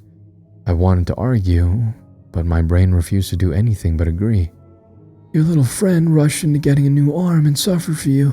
And because of what? What have you done? Adopted 2 rabbits that could have found a better home? Donated blood and yet you used more than you gave away? You have done nothing in your life and now you're causing so much pain. You went from worthless to harmful. My eyes were open and yet I couldn't see anything. Those words created a pressure inside my chest that felt like it would burst at any second. I didn't have any strength to push the creature away. I just felt so damn tired. You should just... A sharp pain on my fingertips snapped me awake. I found myself standing in the bathroom in the dark. My hand flew to the light switch, leaving a smudge of blood behind. A few minutes passed for my mind to catch up. When I realized what nearly happened, I threw up my dinner. My disposable razor sat broken on the counter. The blade had cut into my fingers. It took me a very long time to stop shaking. I quickly gathered up the rest of the razors and stormed outside to put them all in the bottom of the trash bin. My cuts left blood I needed to go back and clean up. I was grateful that Jackalope didn't wake from the noise. Guilt and shame wrecked my stomach. I couldn't face him after what nearly happened. In the morning, I would call the corporation asking them to somehow God-proof the house. After everything others had given up for me, I needed to do this simple request and keep living. The god took advantage of my weakest moment, and I worried he may do so again. Jackalope was forced to stay home to rest for a few days after his body rejected his new arm. He needed help changing his bandages every morning, which I agreed to help. I put up his hair first, then went into the process of removing the day-old bandage to apply the new wrappings. You really don't need to go through this, Jackalope said the first morning. He was a bit embarrassed when I saw him without a shirt on. Aside from his scarred and raw shoulder, he had an old scar on his chest. It looked like an autopsy scar. I didn't ask him about it because I could tell it would be a touchy subject. Don't worry about it. I took care of my mother for 3 months before the end. This is nothing. What happened to your wrist? I asked to try and change the subject. He'd been wearing a wrist brace since he arrived home from the clinic. Robin didn't mention Jackalope hurt his wrist or asked me to look after it. He glanced down and shook his head. It's an old injury, still healing. He refused to say more. The silence between us felt like a burden. The smell of medicine and wrapping bandages made me think back to when my mother was sick. She was more comfortable at home. We hired some nurses, but I mostly did the work. She refused to show how much pain she was in and she got thinner and thinner. I wondered why she got sick. It just didn't seem fair. My mother volunteered with so many different organizations. That woman acted like a saint, yet she died so young. My father also died too soon. The boy who shot him was just a confused kid. I wanted to hate him for making a mistake that took my father away, and yet I couldn't. I didn't keep track of what he was doing now. I think my father's killer regretted what he'd done and then cleaned up his life after he did his time. Even someone like him had done more for the world than me. What was your mother like? Jackalope asked, his voice snapping me from my thoughts. He didn't have a family, so he liked hearing about mine. Telling him stories past the time we were both under house arrest to recover. By the second day, his shoulder healed up a great deal. He still stuck to the new morning routine of his hair being put up and shoulder treated.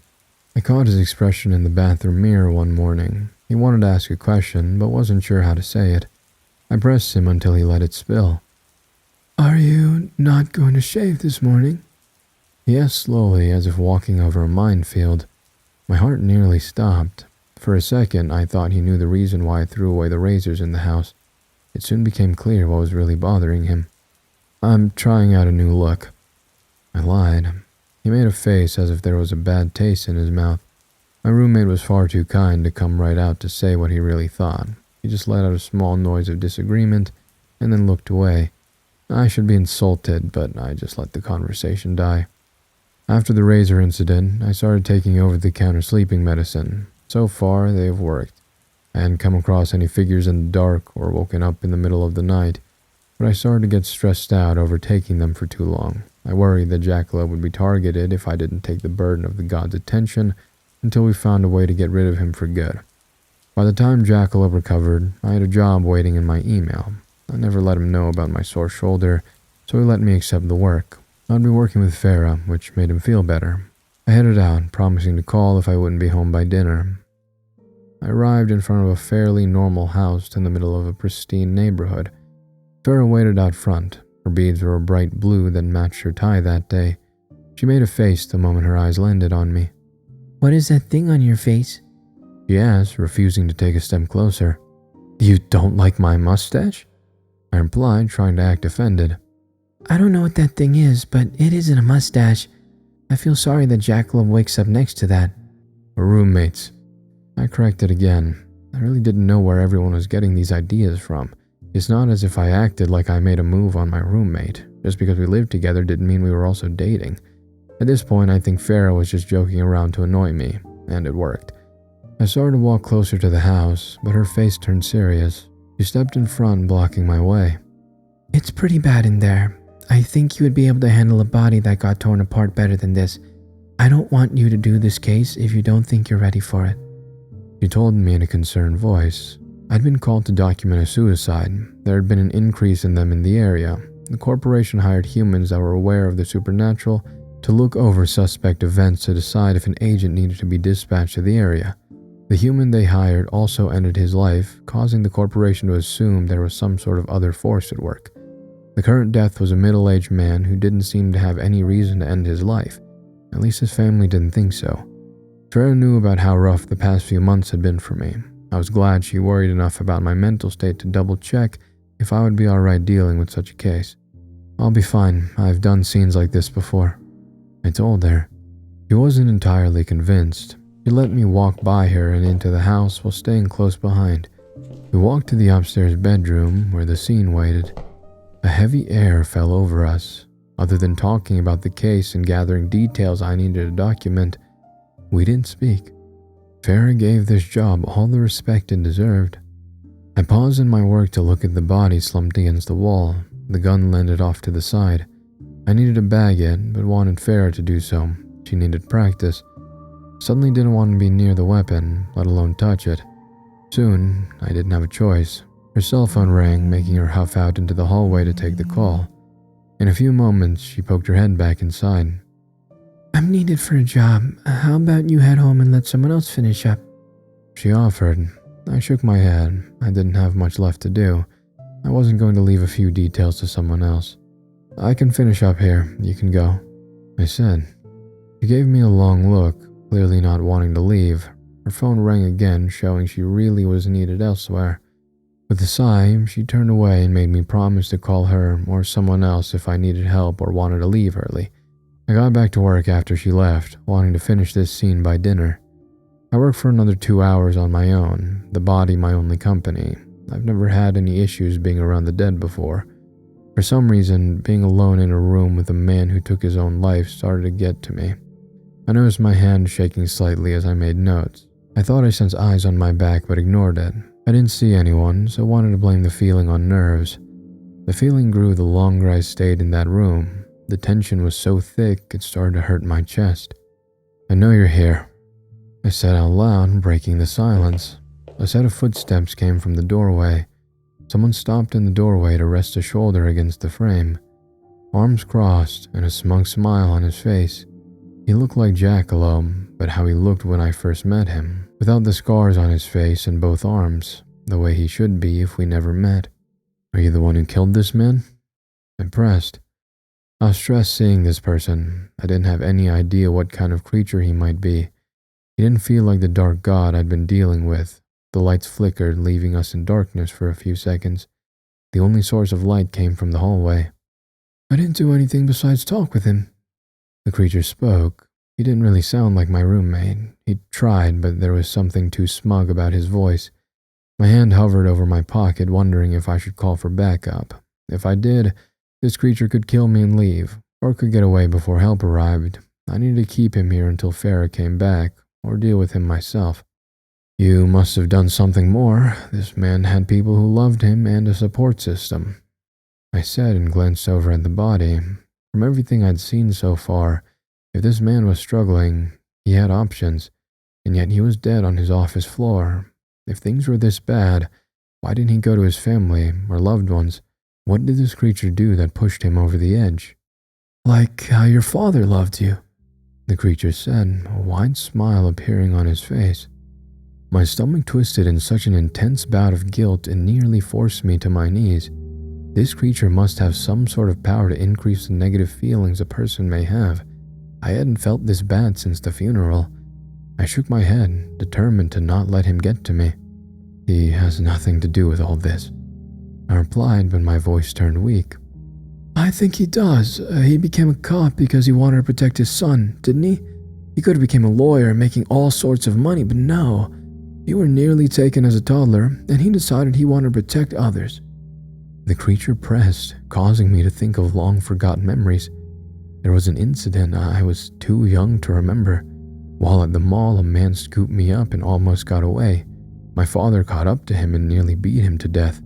Afterwards, he found it hard to go out in public with his small son. To ease his fears, he shifted his career path to being a cop. He felt proud of the work he was doing. He died young, simply being in the wrong place at the wrong time. I often wondered if I hadn't been around, my father might still be alive, or if I didn't wander off that day. "His death was an accident," I said, voice shaking. I never blamed the person who killed him because I took all the responsibility myself. The feeling of guilt and stress started to build up to an almost unbearable level, no matter how hard I tried to push it down. "And your poor mother, she slaved away in that factory to feed her little boy. Now remind me again what she did. Grinded away some sort of galvanized steel? Doesn't that cause cancer?" The words hurt harder than a punch to the face. A grimace fell over my face as the memories of how my mother looked when she got sick came back. I shook my head, trying to get a grip on myself. In the back of my mind, I blamed myself for her death. Somehow, I found a way to blame myself for cancer. I caught myself going down a dark train of thought. These were just words, just thoughts, and yet, my lungs started to close. I suddenly couldn't get enough air. I started to gasp while on my knees. The creature wearing my friend's face didn't move. That grin said all it needed to. The feeling of fear and dread those thoughts caused made my vision swim. I needed to get away, to call someone to come by and help. My breathing came fast and short. My hand shook almost too much to pull out my cell phone. My shoulders became so tense it hurt. I hovered a thumb over the dial icon, but my finger refused to move. "Now who are you calling? Farah? Isn't she busy? Wouldn't her coming over here to save you cause yet another death? How many people have you killed? Your parents, little Agent 6? The creature said and was suddenly sitting in front of me. "I didn't." I started, but the stress became too overwhelming to speak. My words died in my throat. This monster was just saying what I've kept to myself for years. I knew this is how it got under people's skin. The power he held caused my emotions to go haywire. No matter how logically I looked at the situation, it didn't stop how I started to feel. My body started shutting down from the stress. My chest hurt so badly that I thought I was having a heart attack. My vision became blurry and I dropped my phone, unable to stomach holding it. The creature reached over to pick up the phone. His face changed, slowly revealing what it really looked like. Something twisted and ugly under the mask it wore. "Do you want me to call your roommate? He would come here to try and save you, but I could talk with him as well. You don't want that, do you?" I shook my head as if that would remove all my discomfort. If I called someone for help now, I was convinced they would die. No, I needed to save myself, and yet my brain refused to think of anything useful. A sharp pain came across my chest, causing me to clutch the front of my shirt. It forced me to press my forehead against the ground with tears threatening to start. "They all loved you, and that was their downfall," the monster said, the voice growing deeper. "Shut up," I replied through gritted teeth. "All of them are gone because of you. And for what? What have you ever done to repay them?" It hurt. My entire body hurt as if it was in a vice pressing down. I wanted it to stop, to just stop thinking about everything. No, I wanted my family back, but I wanted them to be alive and well without me. If I had never been there in the first place, the world would have been much better off. I didn't need a monster to tell me that. He was right. I hadn't done a single thing in my life that was worth living. I was scared of that fact, but also felt such regret it made me feel as if I started to sink into the floor. "There is a way to fix this." The voice changed into something gentle.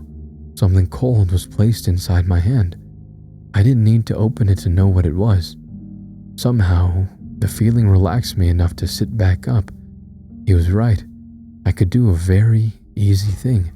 Something I should have done years ago. My eyes still closed as a hand guided my own upwards. "Go on. It'll be quick." The voice whispered into my ear. For a second, it all just felt right. My finger on the trigger of a borrowed gun. I thought about how much easier it would be for Jackalope to only need to look after himself and the rabbits. He no longer needed to support someone like me. Everything would be so much better in the next few seconds. Another thought came. Who would put up Jackalope's hair in the morning if I was gone? That question broke through whatever spell the monster held on me just in time. I fired the gun and felt the hot blast so close to my face. If I hadn't moved my hand at the last second, I would have blown open my entire face. The creature let out a screech of fear and rage. It turned into a shriveled, gruesome body. It got on all fours to make a run for it, but I turned the gun towards the monster. By some miracle, I hit it. At least 2 bullets tore through the weak body. I didn't think a simple weapon would be able to kill such a thing, but it let out another scream and then curled up like a dead spider. I sat, breathing heavily and hands shaking. I let the gun drop to the floor, unable to hold it any longer. I wasn't certain how long I sat in shock. My mind shut down from the entire experience. I'd been seconds away from ending everything. My phone rang, but I didn't answer it. I couldn't face anyone at that moment. Vera came back after an unknown amount of time. Her face dropped when she saw the scene inside the room. She stepped over the creature to help me to my feet. Her jacket was placed over my shoulders, and I was herded out of the room. She left me on the front step, shaking and staring blankly forwards. I knew she was calling someone, but the words didn't reach me. My mind went elsewhere. When I finally came back, he was sitting next to me saying something. "I never should have left you alone. We call those creatures a whisper because, well..." For a moment, I didn't understand why she looked so distraught. She couldn't bring herself to say what almost happened. That creature's whispers nearly convinced me to do something I could never take back. But it wasn't as if those were words I'd never thought of before. She just used how I already felt against me. If she knew that would have been a possibility, she would have never left me alone. A person stopped in front of us. I felt too damn tired to deal with him. "I am arranging some counseling for you after this event." Lupa stood in front of us, his arms behind his back and nose up over the idea I now needed even more time off. I assumed he arrived to make sure the creature wasn't faking its death. The monster was far too dangerous for most people to deal with. Why didn't backup arrive sooner? Carlos never should have been in there alone. Farah snapped at her boss. Her face twisted in an inhuman snarl. I didn't realize until then she only left because she thought someone would cover for her. Somehow we already became friends without me noticing. She kept a hand on my back, and I reached out to take her hand to calm her down. He wanted to confirm if a supernatural creature was behind the deaths in the fastest way possible. I said in an oddly calm voice. Farah's mouth dropped open. She might have tried to maul Lupa if I wasn't there. Lupa was stronger than her, but that wouldn't stop her from attacking him. I wasn't upset at Lupa. I wasn't overly useful in the corporation. He saw this as a chance to finally use a resource. I believe your victim complex was the reason why the Whisperer was able to appear in front of you. Lupa responded with his eyes narrowed. Farah was going to say something, but I squeezed her hand to keep her silent. Lupa ignored us to walk inside. We were no longer needed, so Farah saw me back home. Those magic doors sure were useful. Within a few minutes, I was standing in front of my house, handing her jacket back to her. She made me promise a few times to call if I needed anything. If Jackalope wasn't home, she wouldn't have left. After I let her go, I walked inside, smelling something familiar cooking. Jackalope found another one of my mother's recipes to try out. The rabbits were already put in their room for the night. I paused in the doorway, watching his back for a minute until he looked over. Did something happen at work? He asked. Jackalope could tell something was wrong. It would have been so easy to say everything was fine and nothing happened, but Farah had his number. He would be angry if he found out today through her. Do you know what a whisper is? I asked and was shocked by how soft my voice sounded. He knew exactly what kind of monster I faced that day. I expected him to tell me to sit down for dinner and eat something, but instead he turned off the burners on the stove. In a few steps, his long legs covered the distance between us. I wasn't expecting him to grab hold of me with his remaining arm to try and crush my ribs in a hug. I could have brushed it all off. I was a bit embarrassed he was making such a big deal out of something I thought I could just deal with. You smell like gunpowder. His voice came low and soft near my ear. He knew what happened without me saying a word. The sense of guilt tore through my body again, and the dam I held back for so long finally broke. Unable to stop myself, I held him back as if the world would end if we were apart. I'm sorry, I choked out. Within seconds, I broke down. My knees gave out as I cried those two words over and over again, unable to forgive myself. He nearly gave up his life for my own, and I nearly tossed it all aside. He only wanted to see me live. I almost didn't even do that. My body shook from the sobs. Everything hurt. I can't even remember the last time I cried, let alone that hard. I wasn't scared he might hate me for what I'd done. I already hated myself enough. No one else could beat me on that front. When I finally calmed down, he pulled away just to help clean my face. I'll never be upset for you feeling the way you do. I'm just proud of you for coming back home. His gentle words hurt. It would have been easier to deal with him being angry at me. I shook my head, feeling miserable. Go have a shower. I'll finish making dinner. After you eat, we'll talk, all right? He said with an encouraging smile. I'm really not, I started to say. I'm not giving you a choice. Jackalope could be very forceful when he wanted, and I didn't really have that much fight in me. The shower did help a bit, and the hot meal did even more good. I almost felt normal by the time we were finished. Jackalope didn't stand up to gather the dirty dishes. He sat awkwardly at the table until he finally broke the silence. Why didn't you tell me you weren't feeling great? He finally asked, knowing the question was an understatement. I shrugged, unsure of what to say. I thought I was fine, and when things got bad, I didn't want to bother you. I just was handling things until I wasn't, I admitted. Are you finally going to take some real time off work to recover? I nodded, knowing that Jackalope wouldn't let me do work or anything stressful for a while. Lupa said I needed some counseling. I said, wondering when that might start. That's the first time I've ever agreed with that, man. I didn't think it was possible, but I smiled. A small one, but it was progress.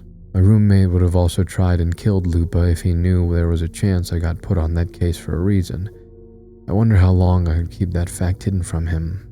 I stood up to start clearing the dishes to keep my hands busy. My mind hadn't fully settled down yet.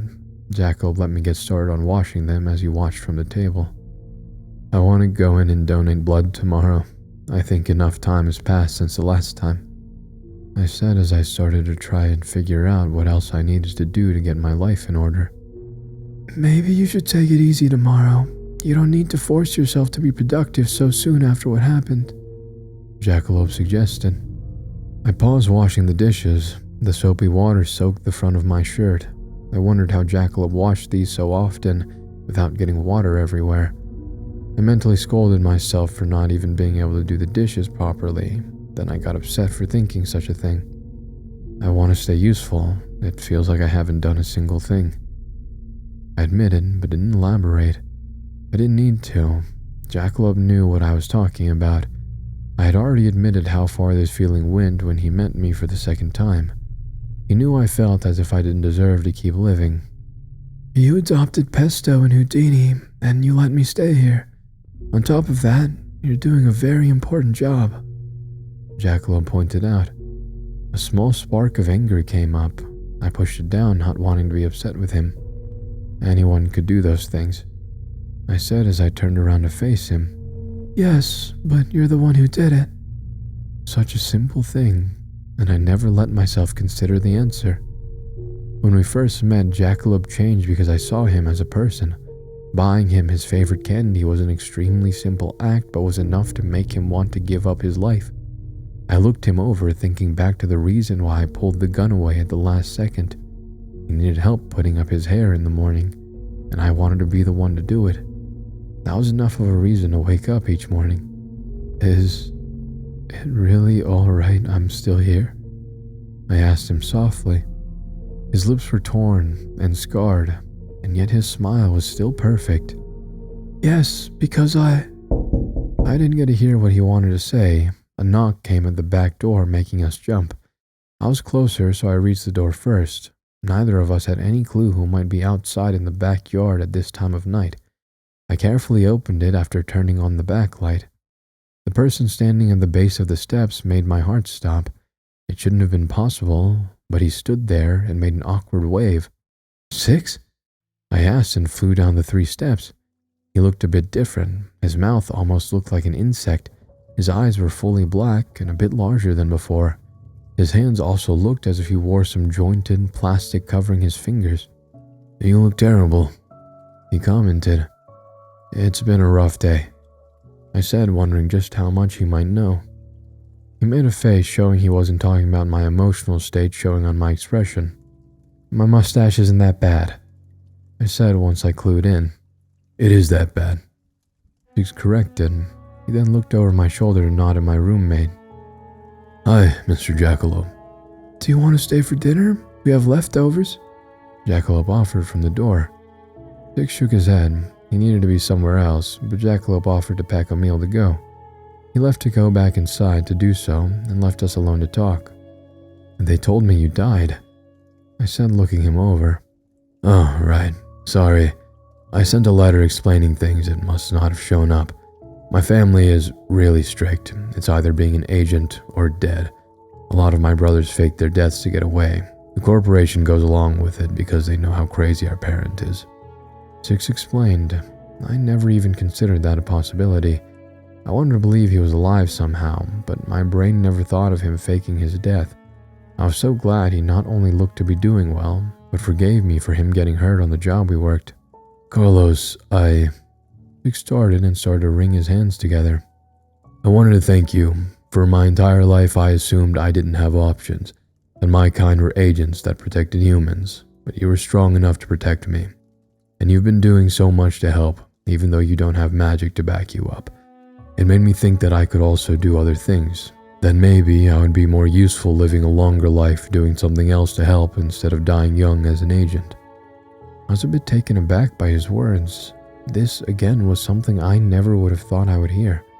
I didn't know how to deal with such a compliment. I just stood in front of him, awkwardly trying to think of something to say. Jackalope came in to save me. He handed over a bag to Six, telling him he could keep the containers.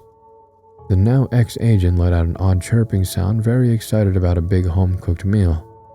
What were you two talking about? Jackalope asked. I opened my mouth to answer, but wasn't sure how to respond. I told Carlos I liked him. I think he needs to hear that from time to time. Hey, is it alright if I drop by more often after I get settled? Six said without a hint of shame. Six came from a huge family of brothers. Because of that, he found it easy to treat everyone like a sibling. I wish I had a younger brother like him. I wasn't overly embarrassed by what he said. I like him too, Jackalope teased. I gave his arm a light punch for trying to embarrass me. We both told Six he could stop by whenever he wanted. The fact he was alive and well lifted a massive weight off my shoulders. Six thanked us again for dinner and promised he would be back. He was faking his death and needed to keep a low profile, so we weren't sure when he would be able to see us again. After such a long day, I was exhausted. I needed a good night of sleep, but I doubted I would get one. Jackalope decided that sleep was more important than talking. In the morning, we would start looking at some desperately needed therapy. Jackalope waited in the hallway until he saw me go into my bedroom. I was so tired I collapsed in bed, falling asleep in a few minutes for once. I wish I stayed asleep. I still had the dark god problem. I nearly forgot about him. He made it pretty hard to forget he still lurked in the dark. For some reason, he was done lurking that night. I woke up feeling pressure on my chest and neck. The dark silhouette of a person sat on top of me and already had a set of hands wrapped around my neck. I tried pulling those hands away without any luck. The god far too strong for me. He wanted to end my life just as I started to get on the right track to getting better. In the dark, I saw a smile appear on his face. A set of black teeth gleamed in the dark. I couldn't even scream for help. I scratched and kicked without any effect. Fear tore through my body, making it hard to react correctly in that kind of situation. Just before I passed out, the god was suddenly pulled off and tossed clear across the room. The creature let out a scream of anger and skittered up the wall on all fours. The thing looked at my savior with flaming blue eyes. I rolled out of bed while coughing. I would rather die than see what I saw. Jackalope stood at the foot of my bed, glaring daggers at the god. I never wanted them to see each other again, not after everything he had already given up. What's this, my little bunny? Here to make another offer, the creature said in a low, raspy voice. We're not giving you anything else, Jackalope replied in such a stern voice it pushed the god back a step. I recovered enough to walk over to my roommate. I refused to let him face this creature alone. No matter how brave he wanted to appear, I knew he was scared as hell. His hand shook slightly at his side, so I took it. Having someone next to him helped. The god's grin grew wider down toward us. Do you think you can get away from a god like myself? I'll leave you children alone, but for a price. How about that other arm to even things out? A long laugh followed his words. My stomach twisted. I might be sick from the suggestion. I held onto Jackalope's hand as if I would die without it. I searched through my head trying to figure out a way out of this. Then it came to me. So far, the simple answers always work. Get out, Jackalope said, beating me to my plan. The god's smile faltered. He no longer was getting under our skin. We may have been scared of him, but refused to let that get to us. He no longer had the power he did before. I am a god, the dark thing said in an angry tone. And we don't give a fuck. Get out of our house, I ordered, my eyes refusing to look anywhere but that creature to make my point clear. A very long silence came between us. This monster could still rip us apart and be done with it. I had no idea what he could do, and that scared the hell out of me.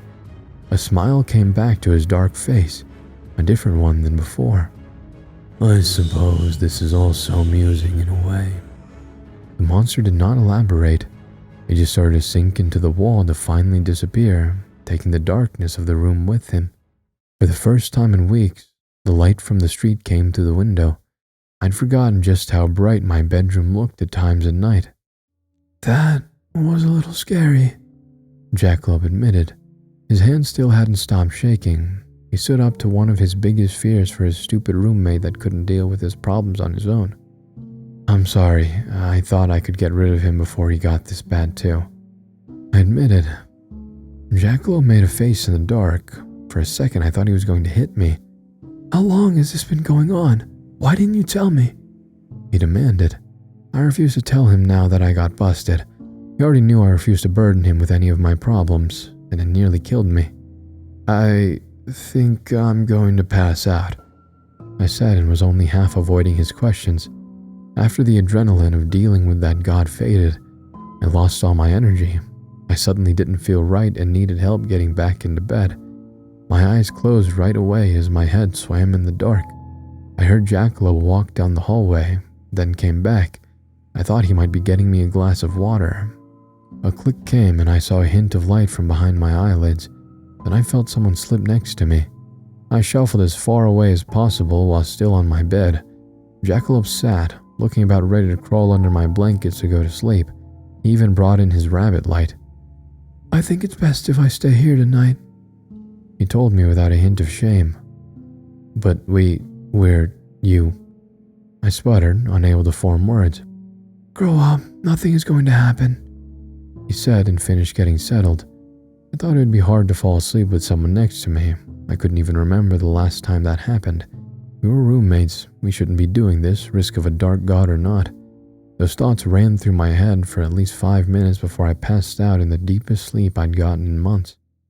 I woke up, hearing faint voices somewhere in the house.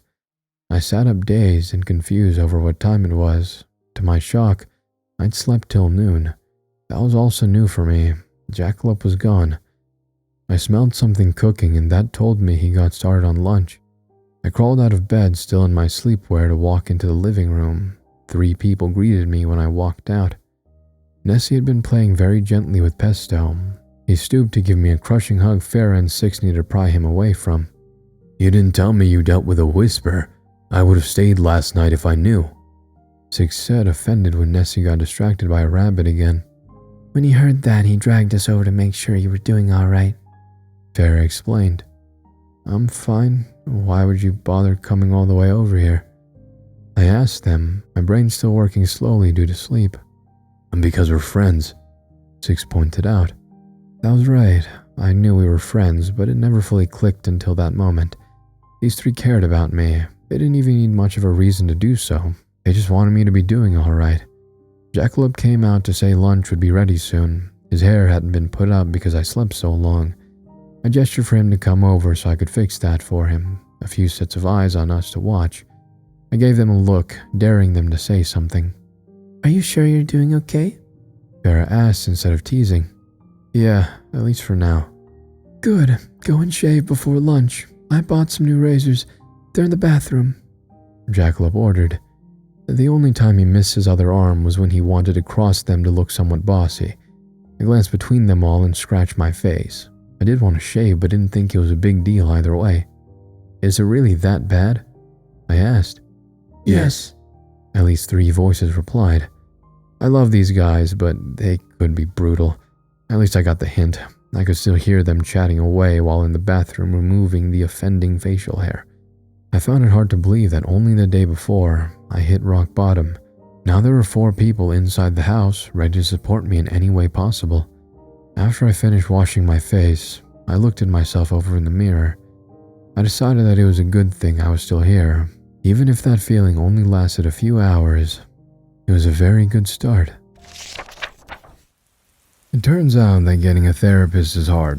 The corporation had a few on hand, but they mostly dealt with supernatural creatures or half-breeds. Only 2 knew how to relate to humans, but I didn't connect with them. Nothing was wrong with that. Jackalope said it was best to find the right person instead of forcing getting better with the wrong one.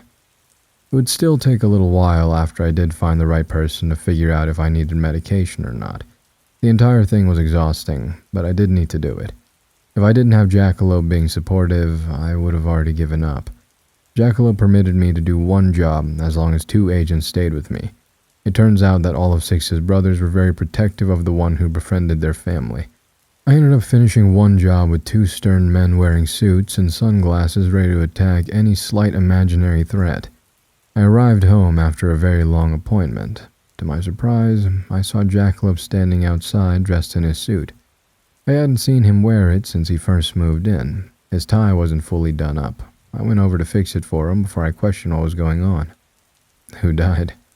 I joked after I stepped away. He forced a smile on his face. I didn't like how he was acting or what might be going on. I doubted he got hired back at the corporation. He would have told me. This was something else. I very soon found out when a crack echoed down the road. I flinched at the noise, but Jackalope was expecting it. A large, dark carriage came racing down the street. The 2 large horse hybrid creatures made a sharp stop in front of the house. The back legs looked to belong to some sort of big cat.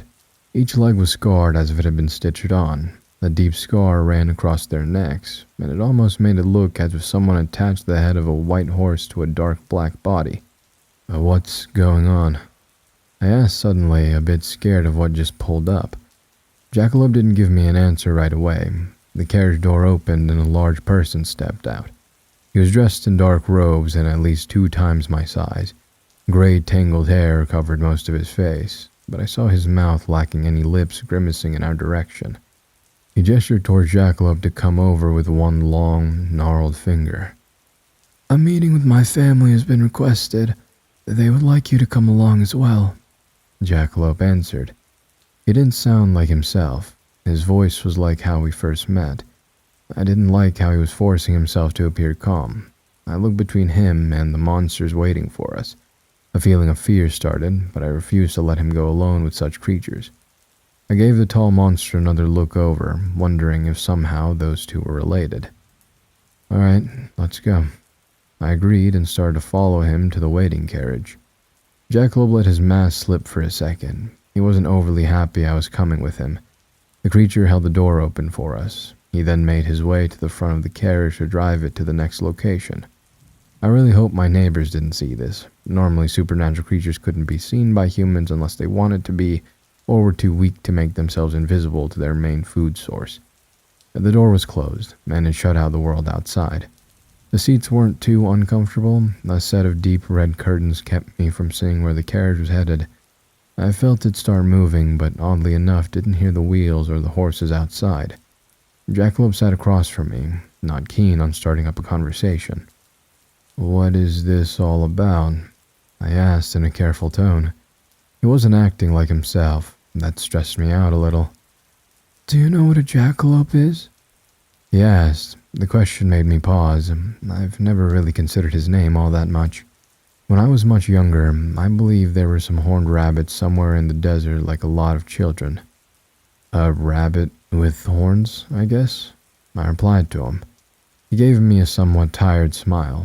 His name meant a bit more than he let on before. They're a hoax, a taxidermy animal pretending to be real, something almost believable you could assume was alive. Before I had a name, my creator was torn between Jackalope or Fuji, after the fake mermaid, but I don't think I look like a Fuji. He explained. At least his hint of a smile looked real this time around. For a few moments I didn't understand what he was getting at. Then I remembered the scar down his front, the one that made it look like he'd been cut open at some point. My body grew cold at the realization. I started, but wasn't able to ask such a gruesome question. His expression was one I didn't like in the slightest. He smiled at my horror. Such a thing didn't suit him. My body was harvested from a deceased human. My organs are from a supernatural creature, and my horns are from another creature. My name suits what I am. I was cut up, stuffed with something else, and a set of horns added to help with the hoax, he admitted. No wonder why Farah got so creeped out over the idea of him being created in such a way. I suppressed a shudder and needed to look away from him to collect myself. You have horns? I asked, trying to stay off the more gruesome topics of what he said. Another real smile came. He nodded and followed my gaze to the set of curtains. Most monsters could hide certain features. I never saw his horns because he never used his powers around me. I've heard Jackalope wasn't stable, magic-wise. If his organs weren't his own, it made sense he had issues using the powers that came from them. I remember a little bit of who I was before. Not much. It's very vague, but I know I had a family, people who cared about me. Their names are gone, but I know they were there, and I turned my back on them," he said in a soft voice. He's never talked about any of this before. The fact he was now wasn't a very good sign. "What do you mean?" I asked a moment too late.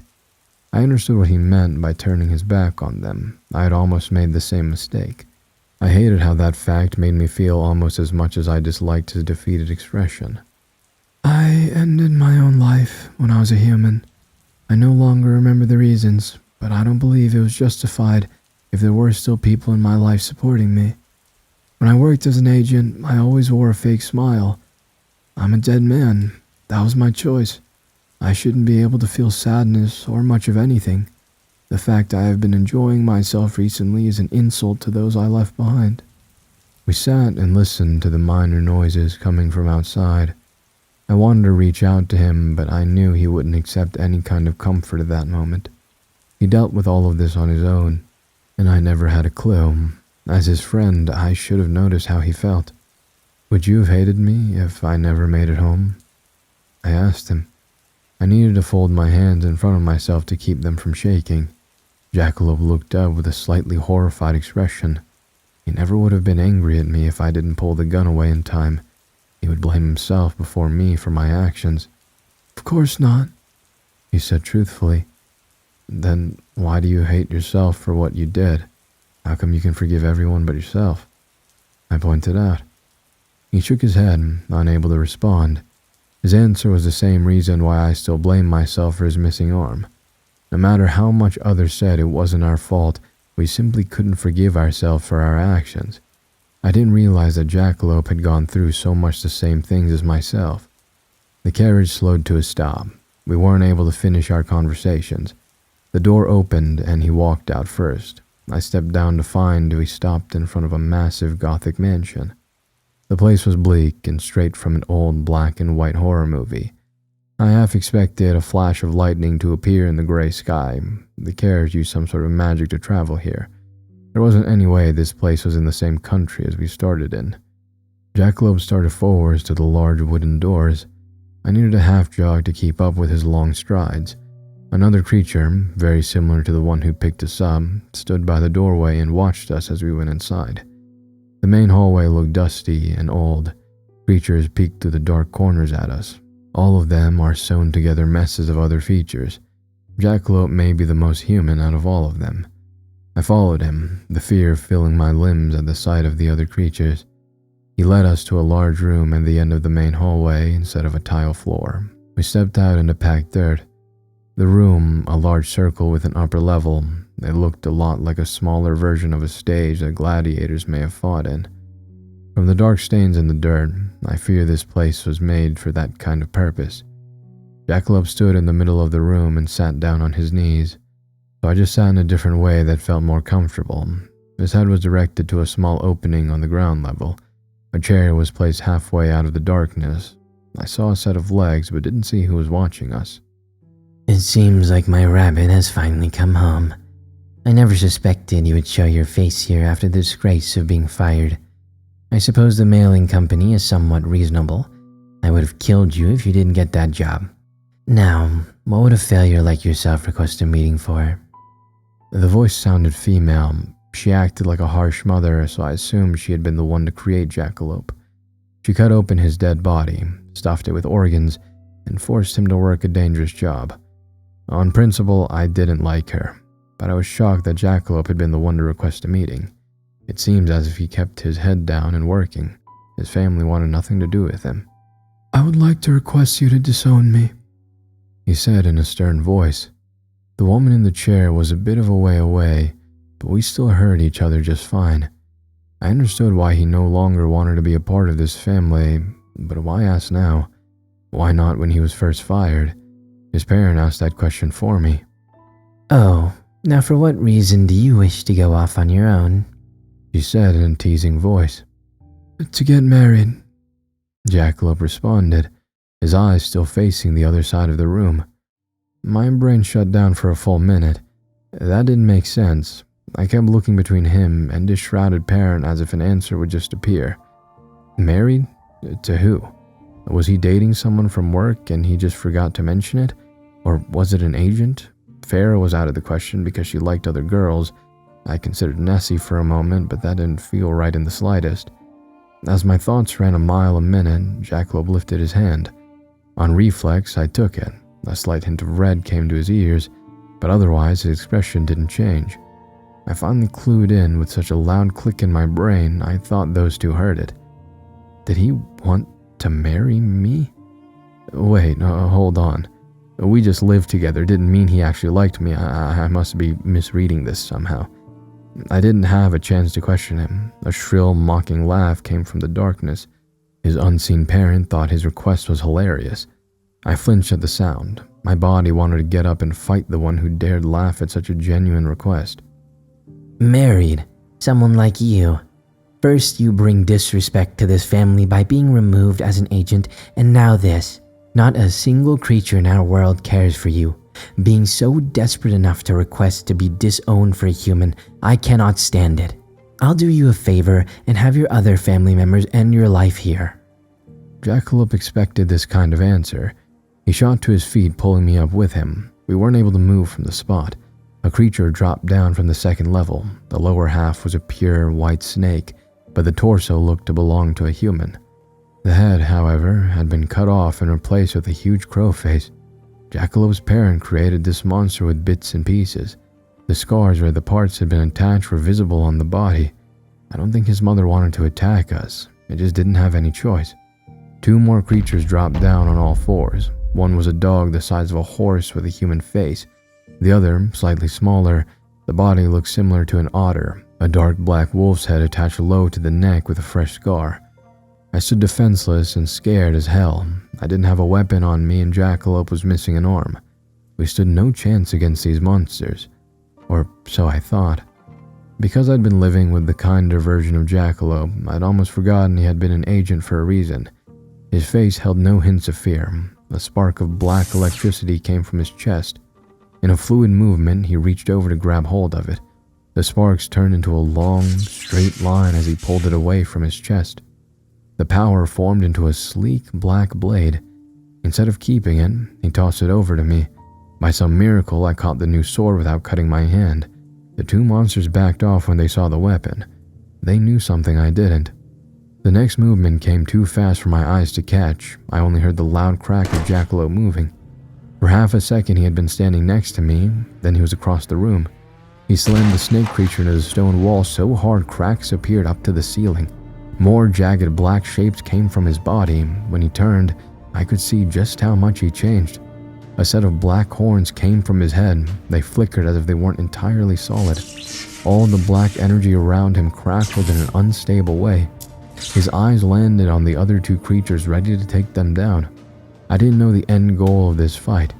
He wouldn't kill the creatures that were forced to try to attack us. If we did escape, then we would be hunted down.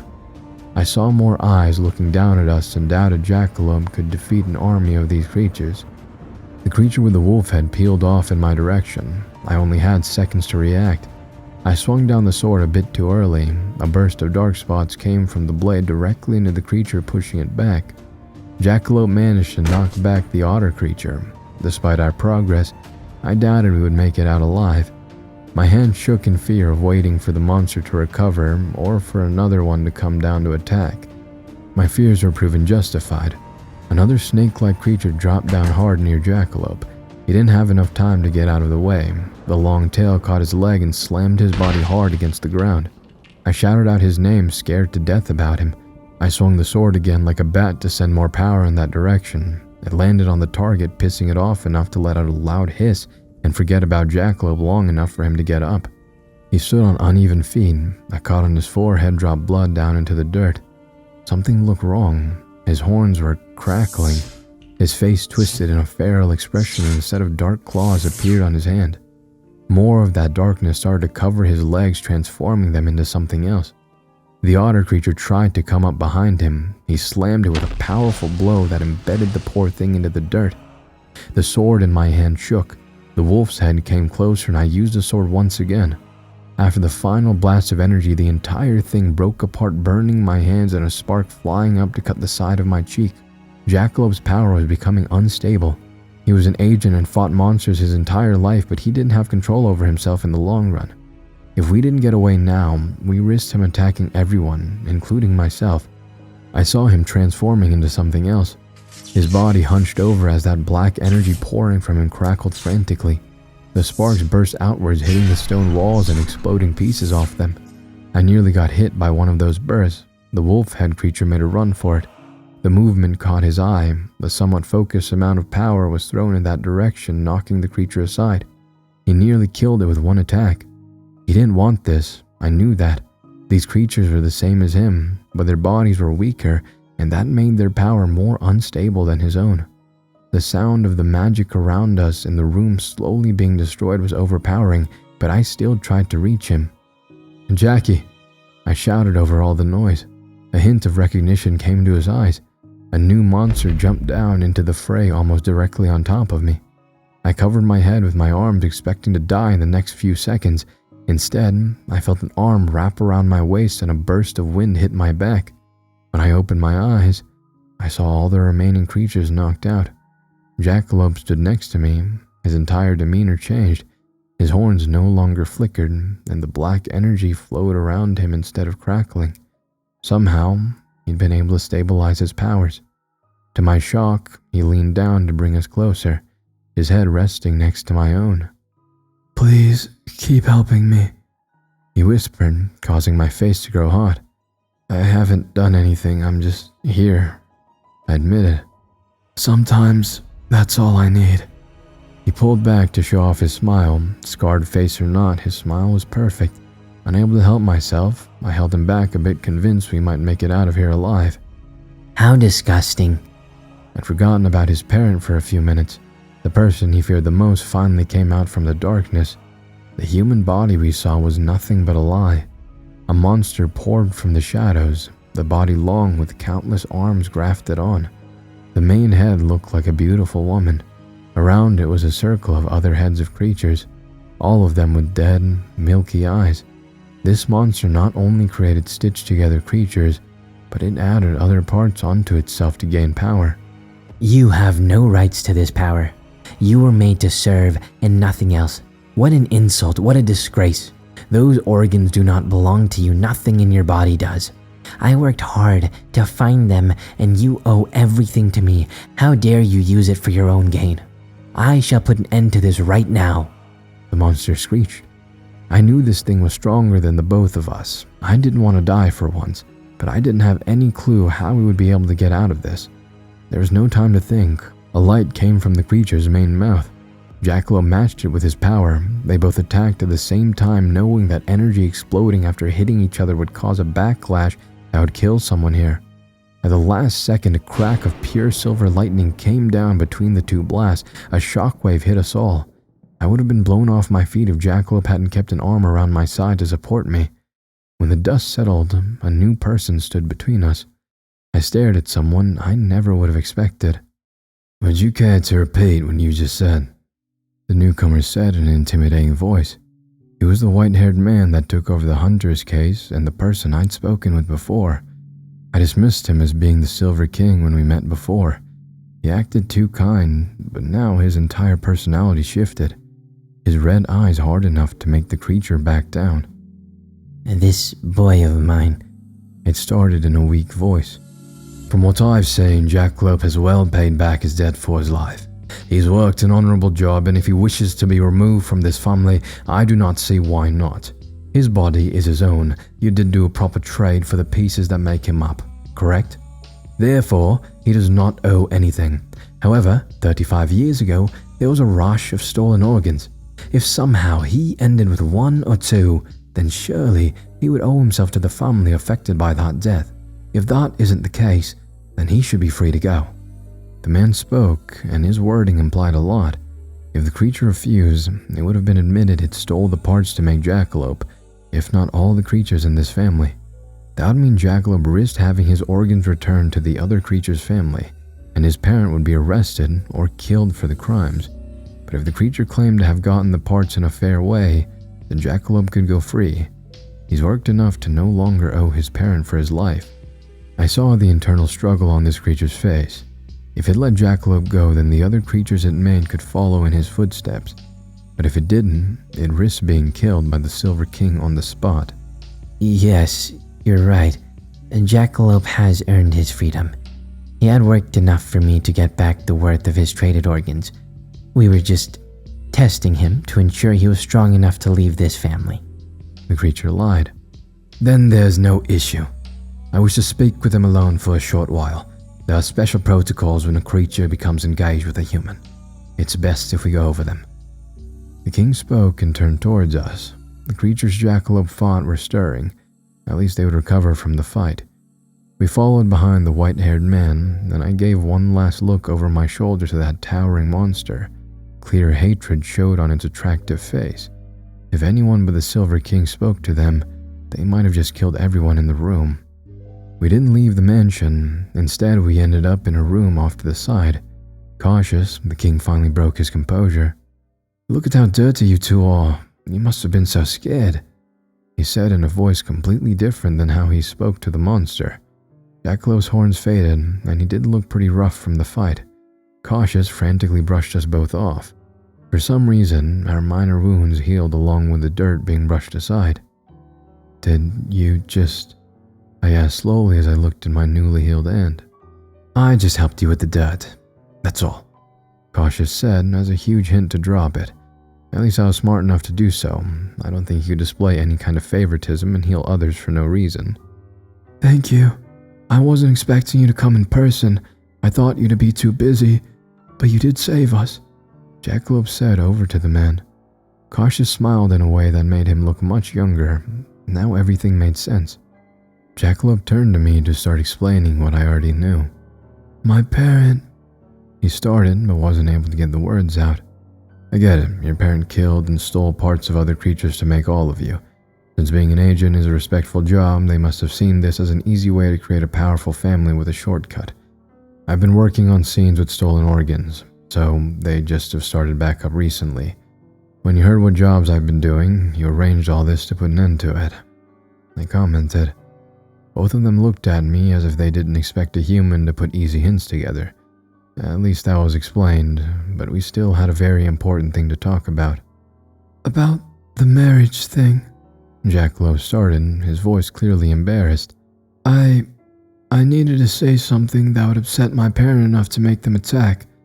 I'm sorry, I risked your life for something like this." Cautious looked between us, interested, but not wanting to interrupt. "Did you do not mean the offer?" I asked slowly. Jackalope let out a nervous smile, refusing to look in my direction. He looked almost sad in a way. "Well, most people need to be in love with each other to get married," he pointed out. "Good, we got that covered," I replied without any hesitation. It took a few minutes for either of them to react. Jackalope kept trying to say something, but words failed him. My chest got tight, and I knew my expression looked as stunned as he did. "I need to step into the other room to scream for a few minutes," he finally admitted. "But take your time, I'll be here." We defaulted to sounding like business partners in order not to break down. He left so quickly that I thought I saw his heels kick up dust. The moment he was out of the room, Cautious came over to me to take my arm.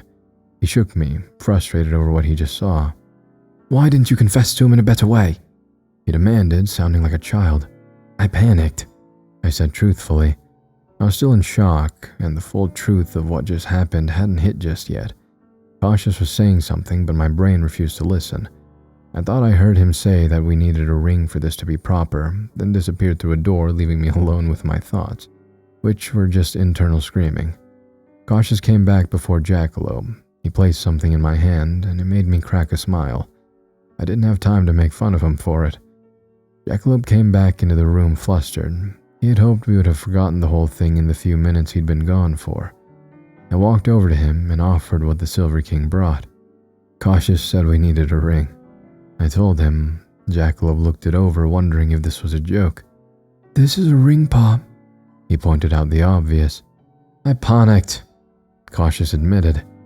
Jackalope laughed, and I think it was the first time I heard him do so. I felt a little bit jealous that Cautious was the one who caused it.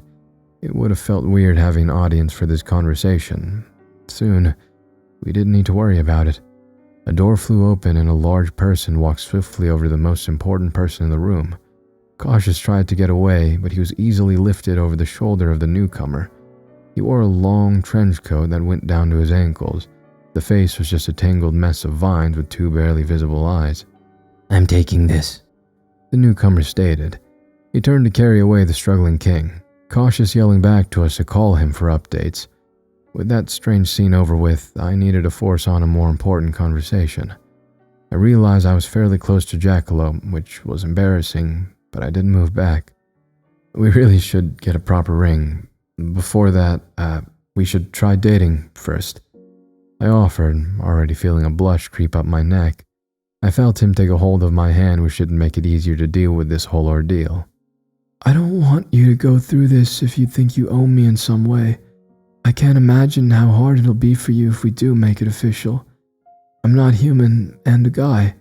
Some people tend to frown on both of those aspects, and I'm..." He trailed off to look at the room we were standing in. He'd been made from stolen parts. He carried the weight of 3 lives, the one for his horns, another for what was inside, and the final was a man who died for him to become what he is now. I wondered if he offered his life for my own that day because he was just tired and wanted an easy way out, or he might have had no reason at all for such an impulse. "You're perfect." Another thing embarrassing to say, but he needed to hear it. His smile came back for a few seconds, then tears started in his eyes. For his entire life, he never considered just living to be a possibility. Working as an agent meant he could have died at any time. Now he could take it easy in a perfect normal house, doing reasonable work. The fact that someone would stay beside him after knowing everything about his past had been beyond something he ever hoped for. I let him bury his face into my shoulder. I carefully held him back as I thought why the hell this took so long. I've never really dated anyone. With my self-esteem issues, I didn't think a person could ever see me as an equal. I never even considered gender when it came to a partner. After everything, this felt right. When he pulled away, his face was stained with tears he rubbed away with the back of his hand. This was the second time I'd made him cry. I felt a little guilty about that. I wanted to make it up to him. When I leaned in closer to do so, he pulled back. That simple action caused me to spiral into thinking somehow I completely mistook everything we said so far. "My face is a mess," Jackalope explained, which ended my spiral. I showed him just how little I cared about a still damp face from tears, for a few minutes. I felt eyes on us and nearly died when I realized we weren't exactly in a private place to be showing any kind of affection. He agreed that we should head home before his parent found us and did something none of us liked. The carriage waited outside to take us back. The driver looked somewhat friendlier, even though his lipless expression never changed. The entire ride back was awkward. We weren't certain how to react to each other after everything that happened. Sure, we nearly died, but that barely touched the mortifying ordeal of asking out your previous roommate. We acted like blushing schoolgirls for the rest of the day. It may have been easier to deal with if we didn't live with each other. Just as I thought I would be able to calm down a little, I was tricked. Jackalope wanted me to stay in his room for the night and promised nothing would happen. After the day he went through, I agreed. It was impossible to close my eyes, let alone try to sleep with him next to me. I stared up at the ceiling with the glow of the small rabbit casting shadows in the room. His bed was far too soft with all the blankets, but very warm. "Do you want to make out?" He asked as a joke to break some tension. I gave his shoulder a light tap. "Yes, but I'm not ready for that," I answered honestly. I didn't know how much time that might take. I dreaded I might just shut down and he would leave me for someone else if I didn't get my act together. I looked over at him, his face clear due to the small light next to the bed. "I don't think I'm good enough for all of this. I don't like myself," I admitted, getting serious because I thought he needed to hear the truth. "I can't see why you don't see all your good qualities," he answered back. "Lying at the start of this relationship?" I said in a falsely offended voice. "I have no idea what you're talking about," he said, matching my tone. Gaslighting now too. I should have seen all these red flags before we got engaged. He wanted to keep the joke going, but the word engage made his face twist back into a shy smile. He wanted to scream, but held it in. I am serious about how I feel, but I like who I am with you. All this right now is alright. I feel guilty for putting it all on you. I don't want you to think you have to stay here. You can leave if I become too much of a burden. All of that was also true. He wasn't going to be responsible for my mental state. I'd never hold him down to make myself feel better, but I never considered he also needed me. A regular human might not see him the same way I did, and if a creature found out how he had been made, they would be disgusted by it. I like who he turned into, he said back. It had always been simple answers with him. He wanted to save my life because I gave his existence a second thought. I wanted to keep living to put up his hair every morning. It had been we since he moved in. I wasn't the only one being supported by him. He needed me around, no matter how much I refused to see it. I know if I spoke again, I would start crying. Instead, we both stayed next to each other, watching the shadows on the ceiling for a few minutes. Want to fool around? He half joked. He could be pretty demanding when he wanted to be, but that was alright. Sometimes you should give in to a demanding partner from time to time. It took a long time to get my home life settled. I needed to figure out my work life. Doing jobs in the field was almost out of the question. I came back with bullet holes too many times. Now I have a home to return to. I asked for a meeting with Lupa to go over some sort of engagement. He agreed 2 days after the technical engagement. That was a fact I wasn't sure how to approach. Farah picked me up to bring me into the office. She could make a magic connecting door, but also a friendly face was always needed. Her beads were a bright orange that day. All the bright colors really suited her. She greeted Jackalope, who came over to the front door to see us off. How's the shoulder doing? Robin said to stop doing dangerous jobs and no one wants to see you in the clinic for a third bullet wound. She commented. The snitch. Third time? When was the second time? Jackalope said as if this was a murder investigation. I don't want to talk about the second time. I replied as if I was on trial. At least he was letting it drop until I got back home. You really need to tell your roommate important things. She scolded. Fiancé, I corrected. The word took a while to sink in. When it did, she let out a screech and latched herself onto me. I nearly fell over from the sudden weight. I heard a lot of I told you so for the next few minutes. Jackalope peeled her off so we could get my meeting done with. Farah wanted to tell Nessie right away, but we already accidentally broke the news over text and told her he was going to be our flower girl replacement. She needed to get her shrieking under control. The moment we stepped through the door and into the office, she snapped back into a professional agent. She led me to Lupa's office. This time, I was a bit more confident with the meeting. I walked through the small path to find the set of couches in the middle of the plants. Lupa sat with papers again. This time, he didn't set them down when I sat. I would like to stop doing field work, I told him. Yes, that would be best. You appear to be somewhat of a liability. There may be jobs when you do have proper agents to protect a human like yourself. We can offer those to you when they come up, he said, sounding almost bored. I wasn't expecting this to be so easy. They needed my skills in some way, so why let me only do a job from time to time? Lupa kept speaking to answer my unspoken question. We would like to offer you a teaching job instead. The agents get along well with you. It would be a better arrangement. I sat stunned. I never even considered that kind of work before. That would be perfect for me. But I had another question. Why didn't you offer this to me before? I was shot. Twice. I huffed. He finally set down his work. A smile came on his face as if he had won some sort of game. Do you think you had the confidence to do so when you first started working for us? He asked. I was about to say yes, but the truth sank in. I would have rejected just a teaching job to start with. I would not have believed anyone should have listened to what I had to say. Well, in the field, I did teach some agents, but I also did another job at the same time. It made me feel busy, or as if I was doing something useful. Lupa saw through me. He might have known more about who I was than myself from the start. I hated how easily I got played. I do understand why Jackalope doesn't like you, I said as a cheap shot. I am not wrong in my assessments. I make the choices most cannot. I wonder why you could forgive the hunter, and yet you do not like my reasoning. He answered back in an easy tone. He brought up a good point. I've nearly died twice because of him. He was the one who ordered Jackalope to suggest I spread the word about the Dark God. They did not have agents strong enough to stop the deaths. Lupo was willing to sacrifice lives to put an end to the deaths at some point. When he assigned that job with the Whisper, he knew if I died, then he would confirm something supernatural was at work. If they brought on strong agents, they would not have found the creature before it killed again. The hunter shot me, and yet I forgave him. I saw some creatures as equal to humans, and that man killed them. Lupo made calculated choices, and the hunter acted on emotion, but they both had blood on their hands.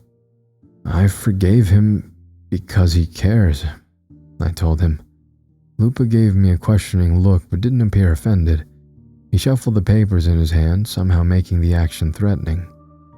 A bold statement to claim I do not care about the lives of my agents. I want the best for them, and I must keep working. If we are all caught up, it is best you head home to your new roommate. Lupo dismissed me. Fiancé, I corrected on reflex. He didn't seem to care either way. Jackalope wasn't working for him and therefore meant nothing in his eyes. I started to head back through the path, wanting to get home. I glanced over at the small creature. I'd met a lot of kind-hearted creatures, and it nearly made me forget there were real monsters out there. I was glad that Jackalope got away when he did. I feared what would have happened to him if he stayed under Lupo's control for much longer. As I walked back through my front door and kicked off my shoes, I found it hard to believe all of this started with some strange deaths. I saw them through to stare directly into the dark. I became scarred from everything that happened and nearly lost my life more than once. Somehow, I got through the other side alive and doing better than before. There would still be bad days. For once, I finally thought there would be more of the better days than the hard ones. I still had work to do, a lot more than I might even know. But I knew one important and simple fact. We're still here. And that's all that matters. And done. Oh my days. So, before I say anything about the story, I need to apologize. Obviously to the author, and B, sort of, kind of to you guys. I don't have to apologize to you as much because you're not entitled to what I release. You just need a release. But, Zero, thank you for being so patient with me. Part 2 has taken me God knows how many months now. Probably like 4, 5, 6, maybe even. Might be half a year now at this rate. It took me a long time to do part 1 of the CSI story, and it's taken me a long time to do part 2 here. Even when I'm recording this, it might be a week before I finish. So, thank you so much for the patience, everyone that's been waiting for part 2, wanting the part 2. Here it is. I'm sorry it took so long. Life is hard sometimes, and I just had some struggles with motivation and stuff and other things. So yeah, sorry about that, but I got it done, and I'm glad that you have it now whenever I finish editing this. So yeah, thank you all for waiting, and Zero, thank you so much for the patience.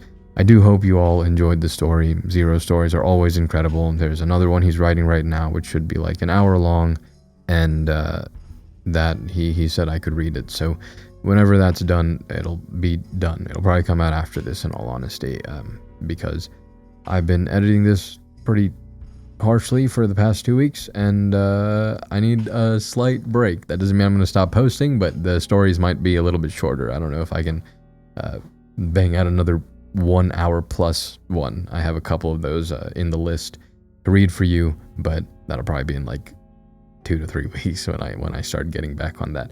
So for now, I'm probably gonna do a little bit of 20-minute, 30-minute story. I think I have another like 19-minute story. I might do that. So yeah, sorry for maybe the short ones that you're gonna get before or after this, but yeah, the story was great as always. It was really cool how, still I think one of Zero's best traits is the universe. I believe it wasn't cautious. There was another Silver King that showed up in the Harvest Cabin of the Harvest Moon story that Vidith read, and he was pretty cool. I think it had to. I feel like his name was Cautious though. I don't remember, but the Silver King, this one was super cool. We've seen a lot of different Silver Kings. Ellie, we've seen a lot. Edgy, very teenager-like, very edgy. I'm going to say it again, I guess. No, very, very few other words. Quiet and, yeah. Cautious here, very upbeat, bright, funny. I really like Cautious. Probably my favorite, iteration of the Silver King. We saw, can't remember the name of the one in the mailman story. The one in that, like, the book, the library room that Toby got called into. But yeah, I liked Cautious a lot in this story, and I liked Farah as well. I know the author Zero is a big Nessie fan, so yeah, and it's always cool to see. So this is Jackalop's story. You guys, if you listen to the mailman story, which you probably have because it has like 200,000 views now, it's the only video on my channel that still lives greatly. But hopefully maybe this one, the complete version, will also be pretty great, or also do well. So yeah, it's really cool. You heard about Jackalope in part 19, I think 18. There's a lot of parts in the mailman story. One of the parts of the mailman story Jackalope was in. They went into a tower fortress thing, and he helped Toby out to escape. But yeah, it's really cool to see, his story, and this is the prequel to that story. So in the mailman story, Jackalope was married, had the ring and everything. So now this is before all of that. So super cool. I hope you all enjoyed it, and I hope you liked it. It is a long one. This will in total be 4 to 5 hours when I put it together. It's looking like it'll probably like barely reach 5 hours. It'll either be high 4 hour, or like literally just exactly at 5 hours when I put it together. So hopefully it's oh no, it's gonna be 4 hours. I completely lied. Yeah, it'll be 4, not 5 at all. So yeah, hopefully you enjoy this. If you're listening to the complete version, if you're just listening to part 2, then also cool. Go listen to the complete version whenever it comes out, just so I can get more views. And yeah. So I'm not sure when the next like multi-hour story is gonna come out. I know I have one that should be 1 hour and 40 minutes somewhere. I have one from D.D. Howard that should be 1 hour. The one Zero's writing should end up being 1 hour 20 minutes, and we'll see if I find another longer series. I'm not sure because of how long it took me to do this one. Thank you all again so much for listening. Thank you all for supporting the channel. Please share this story with your friends if you'd like to. Also continue to support the channel, and yeah, thank you all again. Hit all the buttons below. I will see you in the next Ego Volt Anima Vestra.